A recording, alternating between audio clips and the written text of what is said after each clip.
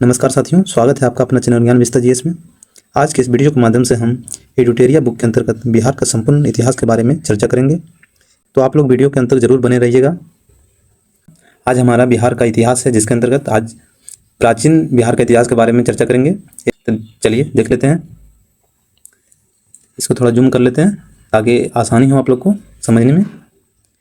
देखिए, प्राचीन बिहार को कई खंड में बांटा गया है। इसका पार्ट है अलग अलग।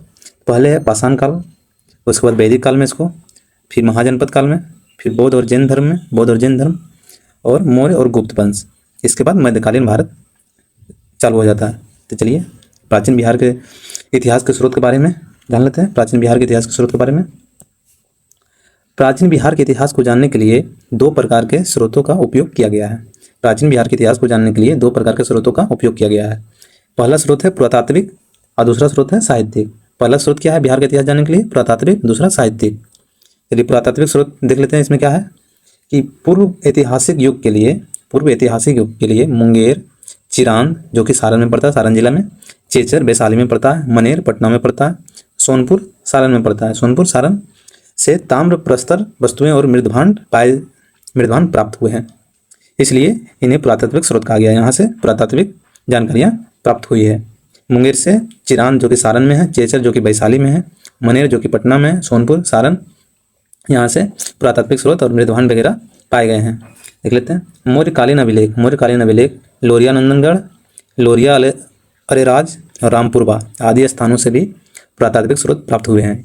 इससे बिहार का इतिहास के बारे में जानकारी प्राप्त हुई है। बराबर की गुफाएं जहानाबाद में है, जो राजगीर, नालंदा, पाटलिपुत्र, विक्रमशिला से प्राप्त स्मारक, यहाँ से जो भी स्मारक प्राप्त हुए हैं, इससे भी बिहार के इतिहास के बारे में जानकारियाँ प्राप्त होती है। खुदाई से प्राप्त सिक्के, मनके, मूर्तियाँ आदि प्रमुख पुरातात्विक स्रोत हैं। अब साहित्यिक स्रोत के बारे में देख लेते हैं। पुरातात्विक स्रोत हम लोगों ने देख लिया, साहित्यिक स्रोत देख लेते हैं। साहित्यिक स्रोत में है रामायण, महाभारत, पुराण। अब बौद्ध रचनाएं में जैसे अंगुत्तर निकाय हो गया, दिग् निकाय हो गया, विनय पिटक हो गया, और जैन रचनाएं में देख लेते हैं भगवती सूत्र हो गया।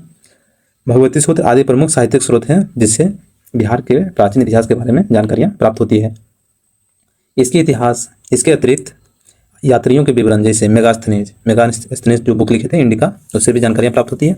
फायन यहाँ पे आए थे, इत सिंह आए थे, हुएनसांग आए थे। ये सब यात्रियों के वृतांत का अपने बुक में जो चर्चा किया गया है, उनसे भी बिहार के इतिहास के बारे में जानकारियाँ मिलती हैं। कौटिल्य के अर्थशास्त्र और स्थानीय लेखकों के विवरण से प्राचीन बिहार के इतिहास की विस्तृत जानकारियाँ प्राप्त होती है।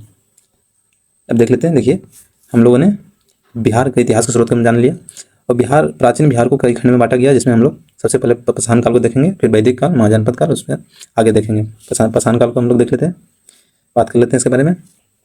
देखिए, पाषाण काल है प्राग ऐतिहासिक काल में मानव द्वारा पाषाण को पत्थर काल भी कर सकते हैं या पैलियोलिथिक काल भी कर सकते हैं, का प्रयोग शिकार के लिए किया जाता था।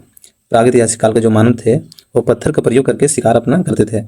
पाषाण काल के प्रयोग करने वाले काल को पाषाण काल कहते हैं के रूप में जाना जाता है, या प्राग ऐतिहासिक काल के रूप में जाना जाता है।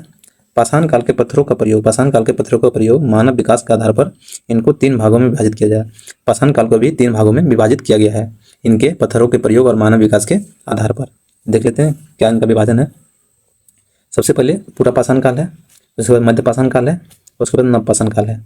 पूरा पाषाण काल का अपना अलग बात है, मध्य पाषाण काल का अपना अलग बात है, और नव पाषाण काल का अपना अलग पहलू है।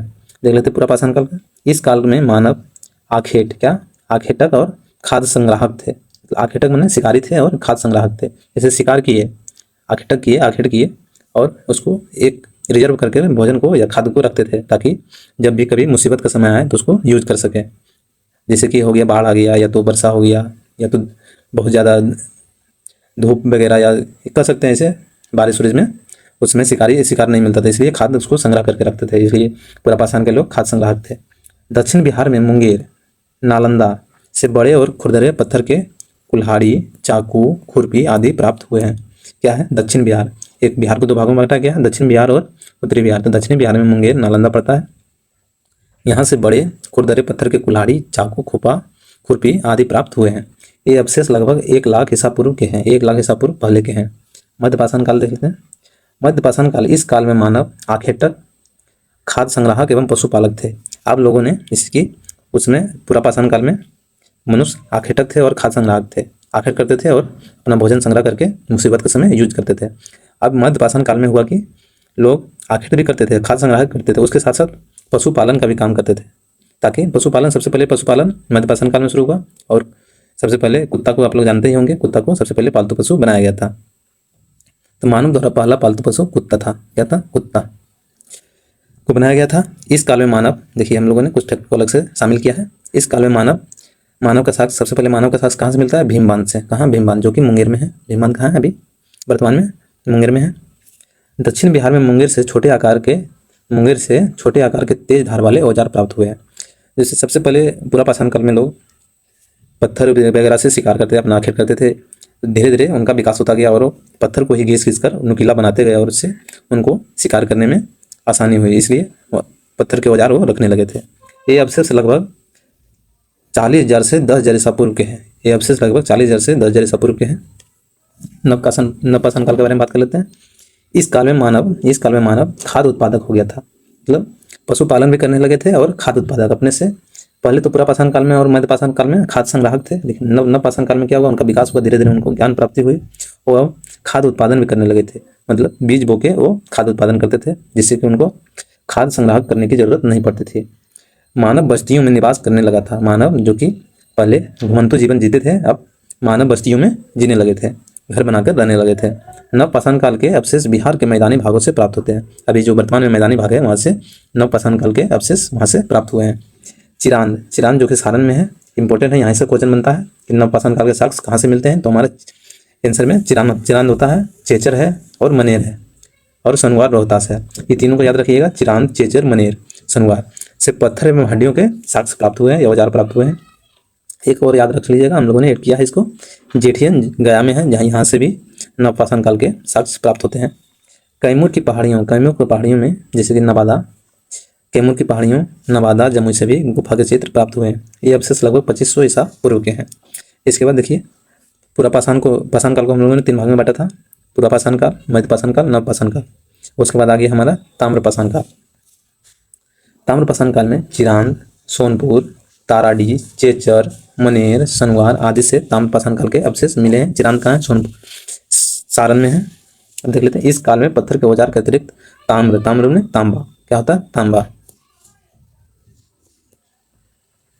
तांबा हो गया, ताम्र का उपयोग के प्रमाण मिले हैं, इसलिए इस काल को ताम्रपाषाण काल कहा जाता है। ये अवशेष लगभग 1000 ईसा पूर्व के हैं। हम लोगों ने पाषाण काल को यहाँ तक कंप्लीट कर लिया। हम लोग अब वैदिक काल की ओर अग्रसर होते हैं। वैदिक काल है कि आर्यों द्वारा स्थापित सभ्यता को वैदिक सभ्यता कहते हैं। वैदिक सभ्यता किसे कहते हैं या वैदिक काल किसे कहते हैं? आर्य द्वारा जो स्थापित सभ्यता थी उसे ही वैदिक सभ्यता कहा जाता है, क्योंकि इस सभ्यता का इतिहास वेदों पर आधारित है, इसलिए इन्हें वैदिक काल भी कहा जाता है। आर्यों ने ही वेद का निर्माण किया था, इसलिए इन्हें वैदिक सभ्यता कहा जाता है। वैदिक सभ्यता को 2 वर्गों में विभाजित किया गया है। पहला क्या है? पूर्व वैदिक काल जो कि 1500 से 1000 ईसा पूर्व के बीच में है। दूसरा है उत्तर वैदिक काल, 1000 से 600 ईसा पूर्व के बीच में है। तो कितना हो गया वैदिक काल? 1500 से लेकर 600 BC तक पूरा टोटल पीरियड हो गया वैदिक काल का। देख लेते हैं आगे। पूर्व वैदिक और ऋग वैदिक सभ्यता का विस्तार बिहार क्षेत्र में नहीं है। यहाँ ध्यान देने वाली बात है कि जो पूर्व वैदिक या जिसे ऋग वैदिक सभ्यता कहते हैं उसका विस्तार बिहार तक अभी नहीं हुआ था। आगे चलकर उत्तर वैदिक काल में जब लोग अपना विकास किए और अलग अलग जगह उनकी जनसंख्या बढ़ी तो बिहार क्षेत्र की ओर अग्रसर हुए थे। तो उत्तर वैदिक काल में आएंगे तो बिहार में भी साक्ष्य इसके मिलते हैं उत्तर वैदिक काल के। देख लेते हैं उत्तर वैदिक काल में आर्यों का विस्तार गंडक नदी, देख रही गंडक नदी अभी उत्तर प्रदेश और का सीमा है कि नदी तट तक बिहार के क्षेत्र में हुआ था, जिसे उत्तरी बिहार गंडक नदी तक इनका विस्तार हुआ था आर्यों का।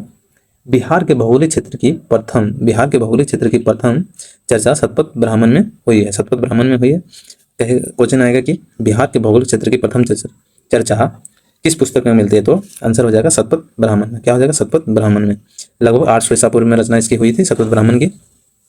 इसमें बिहार की चर्चा विदेह किसे कहते हैं? जो नॉर्थ बिहार का तराई रीजन है, मधुबनी हो गया, सीतामढ़ी हो गया, मिथिला क्षेत्र, ये सब विदेह के क्षेत्र में आता था, जो कि तिरहुत मिथिला क्षेत्र को दर्शाता है। ऋग्वेद में बिहार को कीकट या ब्रात शब्द से संबोधित किया गया है। ऋग्वेद में बिहार की चर्चा मिलती है। ऋग्वेद में मगध की भी चर्चा मिलती है।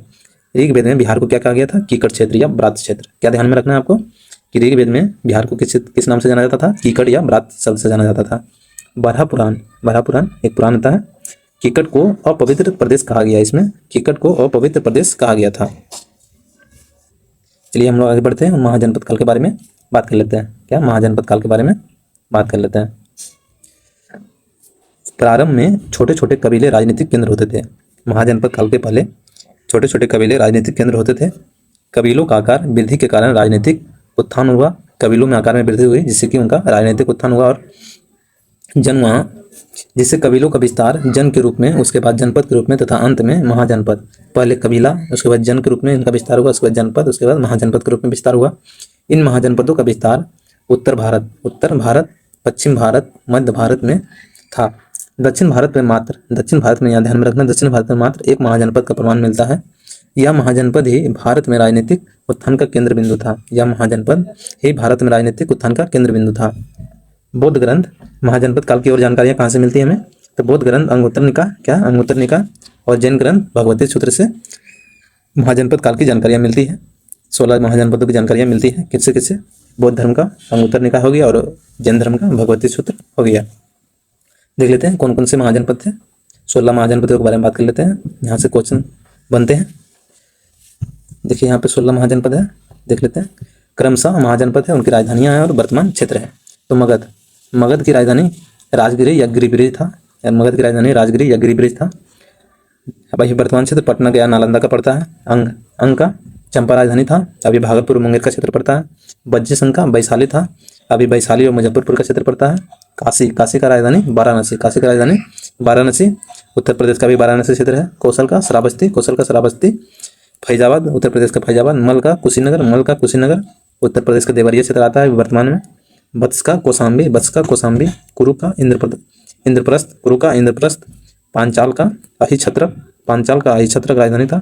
सूरसेन का मथुरा, चेदी का शक्तिमती, अवंती का उज्जैन या माहिष्मती, मत्स्य का विराटनगर, अस्मक का पोतन या पोटली, कंबोज का हाटक या राजपुर और गंधार का तक्षशिला। 16 महाजनपदों में 3 महाजनपद का विस्तार बिहार क्षेत्र में था। कौन कौन सा था देख लेते हैं। एक बज्जी था, दूसरा मगध था, तीसरा अंग था। बज्जी की राजधानी वैशाली था, मगध का राजगिरी था, अंग का चंपा था, जो कि अभी वर्तमान क्षेत्र भागलपुर मुंगेर क्षेत्र का पड़ता है। मगध का पटना गया नालंदा क्षेत्र पड़ता है और बज्जी संघ का वैशाली मुजफ्फरपुर का क्षेत्र पड़ता है। देखिए पहले कबीला था, उसके बाद जन हुआ, उसके बाद जनपद हुआ, उसके बाद महाजनपद हुआ था। अगला देख लेते हैं हम लोग बज्जी संघ और महाजन। बज्जी संघ 8 राज्यों का संघ था, जिसे अटकुल कहा जाता है। अटकुल बज्जी, लिस्वी, ग्रांतिक, विदेह, उग्र, भोग, कुरु, इस्बाकू। बज्जी, लिस्वी, ग्रांतिक, विदेह, उग्र, भोग, कुरु तथा इस्बाकू इस संघ के 8 जनपद थे। बज्जी संघ में सबसे प्रसिद्ध लिस्वी जनपद था। कौन सा? लिस्वी गणराज्य था या लिस्वी जनपद था बज्जी संघ में। यही शक्तिशाली था वहाँ का बज्जी संघ में। लिस्वी की राजधानी वैशाली थी। वैशाली नगर की स्थापना राजा विशाल के द्वारा किया गया था। किसके द्वारा? राजा विशाल के द्वारा किया गया था। लिस्वी के अतिरिक्त मिथिला के विदेह, कुंडग्राम के ग्रांतिक बज्जी संघ के प्रमुख जनपद थे। बज्जी संघ या लिस्वी को विश्व का प्रथम, ये ध्यान में रखना, विश्व का प्रथम गणतंत्र किसे कहा जाता है? विश्व का प्रथम गणतंत्र लिस्वी या बज्जी संघ को कहा जाता है, की संज्ञा दी जाती है। देखिए और कुछ हम लोगों ने ऐड किया है। कुंडग्राम महावीर स्वामी का जन्म स्थान था। और बज्जी महाजनपद के सुप्रसिद्ध दरबारी नर्तकी कौन थी? बज्जी महाजनपद के सुप्रसिद्ध दरबारी नर्तकी कौन थी? आम्रपाली थी, जो बाद में वैशाली नगर की वधू भी बनी थी। बौद्ध धर्म को ये अपनाए थे। अगला देख लेते हैं मगध जनपद के बारे में जान लेते हैं, इंपॉर्टेंट है। मगध जनपद राजनीतिक, आर्थिक और भौगोलिक कारणों से सभी महाजनपदों में सबसे अधिक शक्तिशाली था। मगध राजनीतिक, आर्थिक, भौगोलिक कारणों से सभी महाजनपदों में सबसे शक्तिशाली महाजनपद कौन था? मगध जनपद था। मगध की प्रारंभिक राजधानी गिरिब्रिज या राजगिरी थी। यह 5 पहाड़ियों से घिरे कारण यह सुरक्षित स्थान था, इसलिए इसको राजधानी बनाया गया था। जो कि 5 पहाड़ियों में एक रत्नागिरी हो गया, सोनगिरी हो गया, वैभवगिरी हो गया, उदयगिरी हो गया, विपलांचल हो गया, सिंगिरा था। मगध का विस्तार पटना से गया क्षेत्र तक था। मगध एवं अंग जनपद का वर्णन सर्वप्रथम अथर्ववेद में मिलता है। मगध एवं अंग जनपद का सर्वप्रथम वर्णन किस वेद में मिलता है? तो अथर्ववेद में मिलता है। देखिए यहाँ पे दिया गया है बज्जी संघ उत्तर वाला क्षेत्र था और मगध जनपद देख लीजिए गया, नवादा, नालंदा, पटना का क्षेत्र था। अंग महाजनपद का भागलपुर और मुंगेर का क्षेत्र और बांका का क्षेत्र पड़ता था उसमें। अंग महाजनपद का विस्तार भागलपुर और मुंगेर का क्षेत्र था। अंग महाजनपद की राजधानी चंपा थी। अंग अंतिम शासक ब्रह्मदत्त को हराकर मगध शासक बिंबिसार ने अंग को मगध में मिला लिया था। कौन सा शासक अंग को अपने क्षेत्र में मिलाया था? तो बिंबिसार हर्यक वंश का शासक था। मगध का उत्कर्ष एवं उसके राजवंश के बारे में जानकारियां प्राप्त कर लेते हैं। मगध की स्थापना बृहद्रथ ने की थी। बृहद्रथ का पुत्र जरासंध था। इस वंश का सबसे प्रसिद्ध शासक कौन सा था? बृहद्रथ वंश का तो जरासंध था। जरासंध को भीम ने द्वंद्व युद्ध में पराजित किया था। इसका आप लोगों ने कुछ पुरानी कथाओं और या वीडियो के माध्यम से देखा होगा। द्वंद्व युद्ध में पराजित कर उसका वध किया था। इसका वर्णन महाभारत में मिलता है। मगध के उत्कर्ष का कारण क्या था? मगध क्यों उत्कर्ष हुआ? सभी महाजनपदों में ही मगध का उत्कर्ष का सर्वशक्तिशाली बनने का कारण उसके पीछे क्या था? मगध की प्रारंभिक राजधानी जो राजगिरी थी 5 पहाड़ियों से घिरा था, जो कि एक सुरक्षित स्थान उसको बनाता था। मगध नदियों से घिरा प्रदेश था जहाँ उर्वर जलोढ़ मृदा उपलब्ध थी, जो कृषि की दृष्टि से अनुकूल थी। मगध में नदियों के जाल के कारण सिंचाई यातायात की सुविधा उपलब्ध थी। मगध के अंतर्गत छोटा नागपुर क्षेत्र खनिज संसाधन का संपूर्ण भरपूर क्षेत्र था। वनों की लकड़ी ताकतवर हाथियों से परिपूर्ण था, इसलिए मगध का शक्तिशाली बनने का एक कारण था। बृहद्रथ वंश का अंतिम शासक रिपुंजय था। कौन था? बृहद्रथ वंश का अंतिम शासक रिपुंजय था। इसको ध्यान में रखना है। आगे देख लेते हैं। अगला है हमारा क्या है? हर्यक वंश। हर्यक वंश, उसके अंतर्गत हम लोग बिंबिसार के बारे में जानेंगे। इस वंश का स्थापना बिंबिसार ने किया था। हर्यक वंश का स्थापना बिंबिसार ने किया था 544 ईसा पूर्व। बिंबिसार को मगध का वास्तविक संस्थापक कहा जाता है। इसको मगध का वास्तविक संस्थापक कैसे कहा जाता है? तो बिंबिसार को कहा जाता है। बिंबिसार ने विवाह नीति द्वारा अपने साम्राज्य का विस्तार किया था। उसकी पहली पत्नी कौशल देवी, जो कि कौशल की राजकुमारी थी, से विवाह कर उसने काशी का क्षेत्र प्राप्त किया था। दूसरी पत्नी उनकी चेलना थी, जो कि चेलना लिच्छवी राजा चेटक की पुत्री थी। तीसरी पत्नी क्षेमा, जो कि पंजाब से संबंधित मद्र कुल की राजकुमारी थी। बिंबिसार ने अवंती के शासक चंड प्रद्योत, इसको ध्यान में रखना है, बिंबिसार ने अवंती के शासक चंड प्रद्योत के साथ मैत्री संबंध बनाया था। बिंबिसार ने चंड प्रद्योत के उपचार के लिए अपने राजवेद क्या देखिए जीवक को भेजा था। क्वेश्चन ना जाने कितना बार पूछा गया जीवक के बारे में, तो इसको ध्यान में रखना है कि बिंबिसार ने चंड प्रद्योत के उपचार के लिए अपने किस राजवेद को भेजा था? तो जीवक को भेजा था। बिंबिसार की हत्या 492 ईसा पूर्व उसके पुत्र अजातशत्रु ने कर दी थी, इसलिए उन्हें कुनिक कहा जाता है, पितृहंता ये कहा जाता है अजातशत्रु को। इसी कारण अपने पिता की हत्या के कारण अजातशत्रु के बारे में देख लेते हैं। अजातशत्रु जिनका पीरियड 492 से 460 ईसा पूर्व था। अजातशत्रु बिंबिसार के बाद हर्यक वंश का शासक बना। उसका वास्तविक नाम कुनिक था। कौशल देवी की बिंबिसार एवं कौशल देवी की मृत्यु के बाद कौशल के राजा प्रसेनजीत ने काशी वापस ले लिया। काशी से जो उन्हें धन की प्राप्ति होती थी, तो प्रसेनजीत ने काशी को वापस ले लिया था, जिस कारण प्रसेनजीत का संघर्ष अजातशत्रु से हुआ। अंततः अजातशत्रु ने प्रसेनजीत को पराजित कर काशी पर अपना अधिकार प्राप्त किया और वहां से जो धन आता था उसको प्राप्त करने लगा। बाद में अजातशत्रु का विवाह प्रसेनजीत की पुत्री बजिरा से भी हो गया। अजातशत्रु ने बजी संघ एवं मल्लों को भी पराजित किया था। बजी संघ जिसकी राजधानी लिच्छवी थी, उनको भी पराजित कर और मल्लों को भी पराजित कर अपने क्षेत्र में शामिल कर लिया था। अजातशत्रु प्रारंभ में जैन धर्म को मानता था। बाद में उसने बौद्ध धर्म को अपना लिया था। अजातशत्रु ने 483 ईसा पूर्व में राजगिरी की सप्तपर्णी गुफा में प्रथम बौद्ध संगीति का आयोजन करवाया था। इंपॉर्टेंट है, किसके काल में बौद्ध संगीति का प्रथम आयोजन हुआ था? तो अजातशत्रु के काल में हुआ था। कहाँ हुआ था? राजगिरी में हुआ था। कौन से गुफा में हुआ था? तो सप्तपर्णी गुफा में हुआ था। हर्यक वंश के अंतर्गत जान लेते हैं उदयन के बारे में। तो सिंहल अनुश्रुति के अनुसार, किसके अनुसार? सिंहल अनुश्रुति के अनुसार 460 ईसा पूर्व में उदयन ने अपने पिता अजातशत्रु की हत्या कर दी थी। इसलिए इस वंश को पृथहंता वंश भी कहा जाता है। हर्यक वंश को कौन सा वंश भी कहा जाता है? पृथहंता वंश भी कहा जाता है, क्योंकि सभी लोग अपने पिता की हत्या करके गद्दी प्राप्त किए थे। उदयन या उदयन ने अपने राजधानी जो है राजगिरी से पाटलिपुत्र स्थानांतरित किया था। इसने राजगिरी से पाटलिपुत्र अपने राजधानी को स्थानांतरित किया था, तो उदयन हो जाएगा। इसने गंगा, सोन, गंडक और संगम तट पर पाटलिपुत्र को स्थानांतरित करके वहां पर राजधानी स्थापित किया था। उदयन के 3 पुत्र थे, एक थे अनुरुद्ध, दूसरा मुंडक, तीसरा नागदशक थे। नागदशक इस वंश का अंतिम शासक था। क्या था? अंतिम शासक था नागदशक। हर्यक वंश को पितृहंता वंश भी कहा जाता था, जो हम लोगों ने पहले भी जान लिया है। अब देख लेते हैं शिशुनाग वंश। शिशुनाग ने ही हर्यक वंश के अंतिम शासक नागदशक की हत्या कर शिशुनाग वंश का स्थापना किया था। शिशुनाग ने हर्यक वंश की जगह शिशुनाग वंश की स्थापना किया था। शिशुनाग ने वैशाली को अपनी राजधानी बनाया था।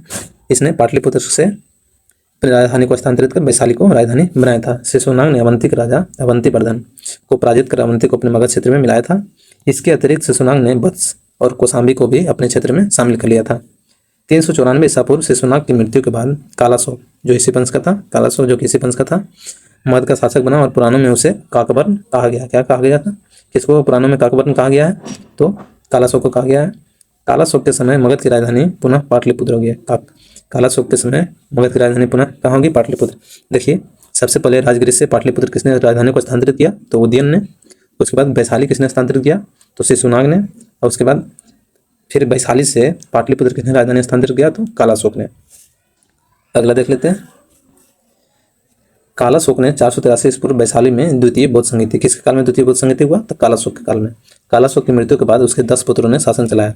शिशुनाग वंश का अंतिम शासक नंदीवर्धन था। शिशुनाग थे नंद वंश के संस्थापक महापद्मनंद थे। इन्होंने 344 ईसा पूर्व में शिशुनाग वंश को समाप्त कर नंद वंश की स्थापना किया था। जो शिशुनाग वंश का अंतिम शासक नंदीवर्धन था, उसकी हत्या कर महापद्मनंद ने नंद वंश को स्थापना किया था। महापद्मनंद ने एक राट और एक छत्रक की उपाधि भी धारण किया था। पाली ग्रंथों में महापद्मनंद को उग्रसेन भी कहा गया है। पाली ग्रंथों में महापद्मनंद को उग्रसेन कहा गया है। पुराणों में परशुराम का दूसरा अवतार बताया गया है। क्वेश्चन आएगा कि परशुराम का दूसरा अवतार किसे बताया गया है पुराणों में? तो महापद्मनंद आंसर होगा। महापद्मनंद ने पांचाल, इक्ष्वाकु, काशी, अस्मक, कलिंग, मैथिल आदि क्षेत्रों को पराजित कर मगध साम्राज्य में मिलाया था। अब तक 321 ईसा पूर्व तक काल में मगध का सर्वाधिक विस्तार इसके ही काल में हुआ था, महापद्मनंद के समय ही हुआ था। कलिंग पर विजय प्राप्त करने वाला प्रथम शासक कौन था? तो महापद्मनंद था। व्याकरण के महान विद्वान पाणिनि, व्याकरण के जो महान विद्वान जिन्हें पाणिनि कहा जाता है, महापद्मनंद के समकालीन थे। इस वंश का अंतिम शासक धनानंद हुआ। धनानंद के समय यूनानी शासक सिकंदर ने आक्रमण किया था भारत पर, लेकिन उनका आक्रमण विफल हो गया था, वो वापस खाली हाथ लौट गए थे। नंद वंश आर्थिक एवं सैन्य रूप से काफी संबंध था। नंद वंश था आर्थिक एवं सैन्य रूप से काफी संपन्न था। मगध की सैन्य शक्ति के डर से ही सिकंदर की सेना ने ब्यास नदी पार करने से इनकार कर दिया था।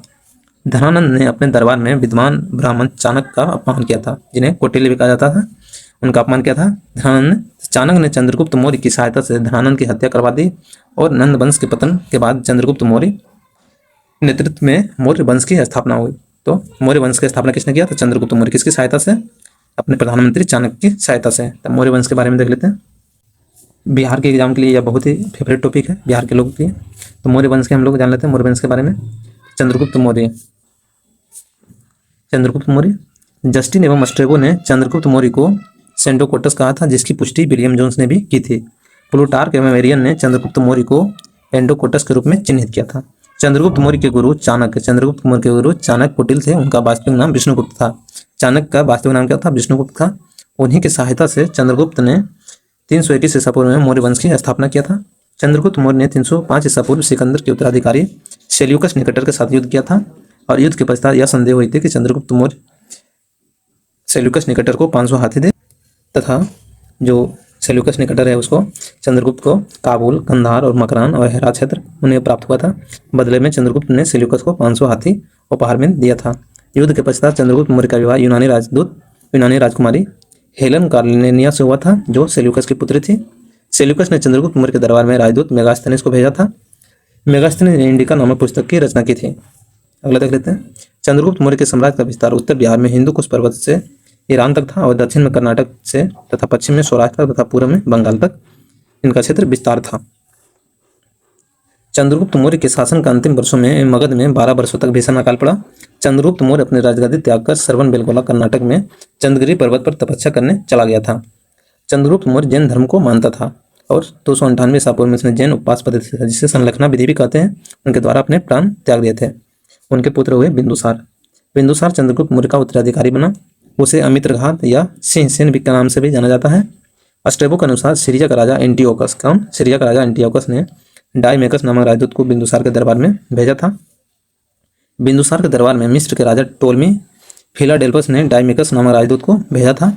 बिंदुसार ने तक्षशिला में हुए विद्रोह को दबाने के लिए अपने पहले पुत्र सुसीम को भेजा था, परंतु वो विद्रोह को दबाने में असफल हो गए थे। फिर अपने पुत्र, जो कि उज्जैन का शासक भी था, या तो वहाँ का उज्जैन का बोलते हैं प्रतिनिधि था, अशोक, उनको भेजा था, तो ये इसमें विद्रोह को दबाने में सफल हो गए थे। तभी से बिंदुसार ने अपना उत्तराधिकारी सुसीम को हटाकर अशोक को मानने लगा था। बिंदुसार आजीविका संप्रदाय का अनुयायी था। आजीविक संप्रदाय के संस्थापक मोखली पुत्र गोसाल थे। कौन थे? मोखली पुत्र गोसाल थे। अब अशोक के बारे में जान लेते हैं। बहुत ही इंपॉर्टेंट है।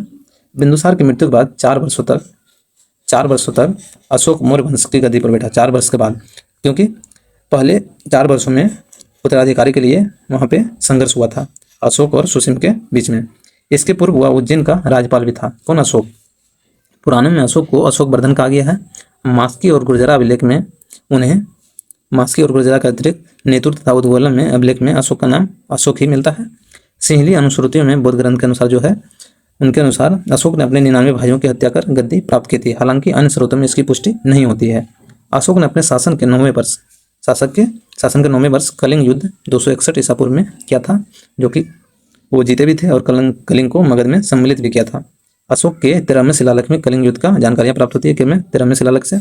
कलिंग युद्ध के पश्चात अशोक ने बुद्ध धर्म को अपना लिया और उससे पूर्व वह शैव धर्म को मानता था। कलिंग युद्ध के पश्चात अशोक का हृदय परिवर्तन हुआ और उन्होंने बौद्ध धर्म को अपनाया। इससे पूर्व वो शैव धर्म को मानता था। दिव्यादान के अनुसार उपगुप्त ने अशोक को बौद्ध धर्म की शिक्षा दी थी। किसने? उपगुप्त ने। हम देख लेते हैं अशोक के शासन के महत्वपूर्ण वर्ष कौन कौन से थे। 9वें वर्ष में उन्होंने कलिंग युद्ध किया था। 10वें वर्ष उन्होंने बोध गया की यात्रा किया था। 12वें वर्ष उन्होंने निंगली सागर यात्रा किया था। 13वें वर्ष उन्होंने धम्म महापात्रों का आलंकन किया था। 14वें वर्ष उन्होंने धम्म महापात्रों की नियुक्ति किया था। 20वें वर्ष उन्होंने लुम्बिनी की यात्रा किया था। 20वें वर्ष उन्होंने लुम्बिनी की यात्रा कर अशोक ने वहाँ का कर घटाकर 1/8 कर दिया था, क्योंकि वो बौद्ध धर्म को मानता था और बुद्ध का संबंध भी लुम्बिनी क्षेत्र से था, भगवान बुद्ध का। अशोक ने बौद्ध धर्म के प्रचार के लिए अपने पुत्र महेंद्र और संघमित्रा को श्रीलंका भेजा था। आगे देख लेते हैं। अशोक ने तीसरी बौद्ध संगीति का आयोजन पाटलिपुत्र में किया था। अशोक ने पहली बौद्ध संगीति कहाँ हुआ था? तो राजगिरी में हुआ था। दूसरी कहाँ हुआ था? तो वैशाली में हुआ था। तीसरी पाटलिपुत्र में हुआ था। और चौथी वहाँ होगा कुंडलवन कश्मीर में होगा। अशोक ने लगभग 37 वर्ष तक शासन किया था। उसकी मृत्यु 232 ईसा पूर्व में हो गई थी। अशोक के बाद उसके 10 उत्तराधिकारियों ने शासन किया था। ये उत्तराधिकारी कुणाल हुए, बंधुपालित हुए, इंद्रपालित हुए, दसेन हुए, दशरथ हुए, संप्रति हुए, शालीश्वर हुए, देववर्धन हुए, सबधनुष हुए, बृहदत्त हुए। इसमें एक कुणाल याद रखना है, दशरथ याद रखना है और बृहदत्त है, बाकी किसी को याद नहीं रखना है। मौर्य वंश का अंतिम शासक बृहदत्त था। मौर्य वंश का शासनकाल 137 वर्षों तक चला था। कितना? 137 वर्षों तक चला था। मौर्य प्रशासन के बारे में जानकारी प्राप्त कर लेते हैं। मौर्य काल में केंद्रीय प्रशासन की स्थापना की गई थी। इस व्यवस्था में राजा सम्राट संपूर्ण व्यवस्था पर शीर्ष पर होता था। राजा में प्रशासनिक, सैनिक और न्यायिक शक्तियां निहित थी। मौर्य काल में साम्राज्य का विभाजन देश, देश के बाद प्रांत, प्रांत के बाद विषय, विषय सबसे छोटा ग्राम था, सबसे बड़ा देश या केंद्र होता था। केंद्रीय प्रशासन में राजा के सहयोग के लिए अमात्य की नियुक्ति की गई थी तथा तीर्थ उच्च संधि कार्य होते थे। कौटिल्य के अनुसार प्रमुख तीर्थ अधिकारियों की संख्या कितनी थी? 18 थी। प्रमुख अधिकारी के बारे में जान लेते हैं। समहर्ता जिसे राजस्व विभाग का प्रधान होता था। सन्निधाता राजकीय कोषाध्यक्ष होता था। शीताध्यक्ष राजकीय कृषि विभाग का अध्यक्ष होता था। पन्याध्यक्ष वाणिज्यिक विभाग का प्रधान होता था। अक्ष पटलाध्यक्ष महालेखाकार होता था। समहर्ता राजस्व विभाग का प्रधान होता था। सन्निधाता राजकीय कोषाध्यक्ष होता था। शीताध्यक्ष कृषि विभाग का प्रधान होता था। पन्याध्यक्ष वाणिज्य विभाग जिसे प्रधान होता था। अक्ष पटलाध्यक्ष महालेखाकार होता था और सेनापति सैन्य विभाग का प्रधान होता था। मौर्य काल में 4 प्रकार की सेना उपलब्ध थी। पहली पैदल सेना, दूसरी हाथी सेना, तीसरी घुड़सवार सेना और चौथी रथ सेना। न्याय व्यवस्था राजा के अधीन थी, लेकिन राजा के बाद न्याय व्यवस्था न्यायाधीश द्वारा देखा जाता था। न्याय व्यवस्था को भी 2 भागों में बांटा गया था। पहला था धर्म स्थनीय और दूसरा था कंटक शोधन। धर्म स्थनीय दीवानी न्यायालय था और कंटक शोधन फौजदारी न्यायालय था। गुप्तचर व्यवस्था के अंतर्गत प्रमुख गुप्तचरों को गूढ़ पुरुष कहा जाता था। अर्थशास्त्रों में जासूसों को चर कहा गया। गुप्तचर व्यवस्था 2 प्रकार की थी। पहली संस्था, दूसरा संचार। संस्था एक स्थान पर रहकर गुप्तचर कार्य करना होता था और संचार घूम घूम कर गुप्तचर कार्य करना होता। संचार से याद रख लेते थे। संचार व्यवस्था में होता है कि अलग अलग जगह जाकर गुप्तचर का कार्य करना, वहाँ से जानकारियाँ प्राप्त करना। मौर्य प्रशासन 5 प्रांतों में विभाजित था। प्रांतों का शासन राजकुमारों द्वारा संचालित किया जाता था। इसके द्वारा राजकुमारी के द्वारा, उदाहरण के लिए अवंती का राज्यपाल अशोक हुआ करता था, जो कि उज्जैन का राज्यपाल था। अवंती की राजधानी उज्जैन थी। उसकी राजधानी तक्षशिला को कहा जाता है। प्राच्य जो कि पूर्व में पाटलिपुत्र होता था। कलिंग तोसली था। दक्षिणापथ सुवर्णगिरी था। अवंती का उज्जैनी राजधानी था। ये 5 प्रांत था अशोक के मौर्य प्रशासन में। अगला देख लेते हैं। प्रांतों का विभाजन विषय के रूप में किया जाता था। विषय का प्रधान विषयपति या प्रादेशिक कहलाता था। विषयों का विभाजन ग्राम के रूप में किया जाता था। ग्राम का प्रधान ग्रामिक कहलाता था। 10 गांवों के समूह को गोप कहा जाता था। नगर प्रशासन का संचालन 6 समितियों द्वारा किया जाता था और प्रत्येक समिति में 5 सदस्य होते थे। 6 × 5 30 सदस्य, कुल 30 सदस्य द्वारा नगर का संचालन किया जाता था। अर्थव्यवस्था देख लेते हैं मौर्य प्रशासन की। मौर्य काल में राज्य की आय का स्रोत कृषि, उद्योग, व्यापार था। क्या था? कृषि, उद्योग और व्यापार। सर्वाधिक आय कृषि से प्राप्त होता था और कृषि पर 1/6 कर लिया जाता था। सरकारी भूमि को सीता भूमि कहा जाता था। सरकारी भूमि को कौन भूमि कहा जाता था? सीता भूमि। उद्योग एवं व्यापार में 1/10 कर, कृषि में 1/6 और उद्योग एवं व्यापार में 1/10 कर लिया जाता था। मौर्य काल में सबसे प्रमुख व्यापारिक बंदरगाह भरूच, जो कि अभी गुजरात में है, गुजरात था, भरूच था। करों की चोरी के संदर्भ में मृत्युदंड का प्रावधान किया गया था। करों, जब भी कर का चोरी करता था उसे मृत्युदंड दिया जाता था। सामाजिक व्यवस्था देख लेते हैं। सामाजिक व्यवस्था कौटिल्य के अनुसार मौर्यकालीन समाज ब्राह्मण, क्षत्रिय, वैश्य और शूद्र 4 वर्णों में विभाजित था। परंतु मेगास्थनीज के अनुसार मौर्यकालीन समाज 7 वर्णों में विभाजित था, जो कि पहला दार्शनिक, किसान, अहीर, कारीगर, सैनिक, निरक्षर और सभासद था। 7 वर्णों में मेगास्थनीज ने विभाजन किया और 4 में कौटिल्य ने विभाजन किया। कौटिल्य के अनुसार दास प्रथा का प्रचलन नहीं था, परंतु मेगास्थनीज के अनुसार दास प्रथा का प्रचलन था। कौटिल्य के अनुसार दास प्रथा का प्रचलन था, परंतु मेगास्थनीज के अनुसार दास प्रथा का प्रचलन नहीं था। मौर्यकालीन समाज में महिलाओं की स्थिति अच्छी थी, लेकिन वेश्यावृत्ति के भी प्रमाण मिले हैं। क्या? वेश्यावृत्ति के भी प्रमाण मिले हैं। इस काल में वेश्यावृत्ति के कारण महिलाओं को रूपा जीवा कहा गया है। मौर्यकाल के दौरान ताकतवर केंद्रीय सत्ता के अधीन विभिन्न काल रूपों स्थापित कला एवं मूर्ति कला का विकास हुआ था। एक कला के 2 रूपों में विकसित हुई थी। राजकीय संरक्षण में विकसित कला को राजकीय कला कहा जाता था तथा स्थानीय कलाकारों द्वारा विकसित कला को लोक कला कहा जाता था। राजकीय कला के अंतर्गत स्थापित कला का विकास सर्वाधिक हुआ था। स्थापित कला में राजप्रसाद, स्तंभ, स्तूप और गुहा विभाग में किया गया था। राजकीय कला के अंतर्गत मूर्ति कला में स्तंभों के ऊपर मूर्ति एवं स्वतंत्र रूप से निर्मित मूर्तियों के प्रमाण मिले हैं। लोक कला के रूप में यक्ष अक्षनियों की मूर्ति एवं जैन तीर्थंकरों की मूर्ति भी प्राप्त हुई थी। इन मूर्तियों का निर्माण बलुआ पत्थर से किया गया था। इसका प्रमुख उदाहरण दीदारगंज, देखिए यहाँ ध्यान रखना है। क्या? दीदारगंज पटना से प्राप्त यक्षिणी की मूर्ति प्राप्त हुई थी। इसके अतिरिक्त लोहनीपुर पटना से जैन तीर्थंकर की मूर्ति प्राप्त हुई है। कहाँ से? यक्ष अक्षिणी की मूर्ति दीदारगंज से और लोहनीपुर से जैन तीर्थंकर की मूर्ति प्राप्त हुई थी। देखिए बौद्ध धर्म के बारे में कुछ जानकारियाँ दी गई है, उसके बारे में देख लेते हैं। 6ठी शताब्दी ईसा पूर्व में ब्राह्मण धर्म के विरुद्ध कई धर्मों का उद्भव हुआ, जिसमें सबसे प्रमुख धर्म बौद्ध धर्म था। बौद्ध धर्म की स्थापना गौतम बुद्ध ने की। उनके अध्यात्म एवं दर्शन के कारण उन्हें सर एडविन एल्ड्रिन ने एशिया का प्रकाश पुंज कहा था, लाइट ऑफ एशिया कहा था। उनके दर्शन एवं अध्यात्म के कारण उन्हें लाइट ऑफ एशिया कहा जाता है। चलिए आगे बढ़ते हैं। देखिए बुद्ध ने अपने प्रारंभिक जीवन में, शुरुआती जीवन में उन्होंने 4 दृश्य देखे थे। सबसे पहला उन्होंने बूढ़ा व्यक्ति देखा था, फिर बीमार व्यक्ति को देखा था, एक शव को देखा था और एक सन्यासी को देखा था। इन्हीं दृश्यों को देखने के पश्चात उन्होंने गृह त्याग का निर्णय लिया था। गृह त्याग का निर्णय किस कारण से गौतम बुद्ध ने लिया था? तो उन्होंने शुरुआती जीवन में जब वो यौवन अवस्था में थे, उन्होंने 4 दृश्य को देखा था। एक बूढ़ा व्यक्ति, एक बीमार व्यक्ति, एक शव, एक सन्यासी। इन्हीं दृश्यों को देखने के पश्चात उन्होंने गृह त्याग का निर्णय लिया था। गृह त्याग उन्होंने कब लिया था? तो 29 वर्ष की आयु में उन्होंने गृह त्याग का लिया था और संन्यास अपना धारण किया था। संन्यास के दौरान उन्होंने वैशाली में सबसे पहले गुरु आलार कलाम से मिले। उसके बाद राजगिरी में उन्होंने अपने द्वितीय गुरु रुद्रन रामपुत के साथ दीक्षा लिए थे। उन्होंने 6 वर्षों की तपस्या के बाद 35 वर्ष की आयु में, देखिए 29 वर्ष की आयु में उन्होंने गृह त्याग किया था और 6 वर्ष की तपस्या किए थे, तो 35 वर्ष की आयु में उन्हें ज्ञान की प्राप्ति हुई थी। ज्ञान की प्राप्ति के बाद उन्हें तथागत और बुद्ध कहा गया था, तथागत तथा बुद्ध कहा गया था। उन्हें ज्ञान की प्राप्ति वैशाख पूर्णिमा को पीपल वृक्ष, इसको ध्यान में रखना, पीपल वृक्ष के नीचे निरंजना, जिसे अभी फल्गु नदी कहा जाता है, उसके नीचे हुई थी। कहाँ हुई थी? निरंजना तथा फल्गु नदी के तट पर हुई थी। और वो स्थान कहाँ है? बोधगया में। कहाँ है? बोधगया में। चलिए बौद्ध धर्म के बारे में कुछ अन्य फैक्ट दिए गए हैं, जिसके बारे में हम लोग देख लेते हैं। बौद्ध धर्म के संस्थापक गौतम बुद्ध को माना गया है। गौतम बुद्ध का जन्म 563 ईसा पूर्व में हुआ था। उनकी मृत्यु का वर्ष 483 ईसा पूर्व है। उनका जन्म स्थान नेपाल में था, जहाँ की लुम्बिनी ग्राम में। गौतम बुद्ध के बचपन का नाम सिद्धार्थ था। उनके पिता का नाम शुद्धोधन था। क्या था? उनके पिता का नाम शुद्धोधन था। उनकी माता का नाम महामाया देवी थी। माता का नाम क्या था? महामाया देवी थी। और उनकी सौतेली माँ या मौसी का नाम प्रजापति गौतमी थी। देखिए जब भगवान बुद्ध का जन्म हुआ था, तो उनकी माता जन्म लेते ही उनकी मृत्यु हो गई थी, तो उनका पालन पोषण उनकी सौतेली माँ प्रजापति गौतमी ने किया था। उनकी पत्नी का नाम यशोधरा था। शुरुआती जीवन में ही उन्हें शादी करा दिया गया था उनके पिता के द्वारा। उनके पुत्र का नाम राहुल था। और उनके सौतेले भाई का नाम देवदत्त था। और उनके कुल का नाम शाक था। इसे ध्यान में रख सकते हैं, कभी क्वेश्चन आ जाता है। उनके प्रिय घोड़े का नाम कंथक था। क्या था? कंथक। उनके सारथी का नाम क्या था? चन्ना।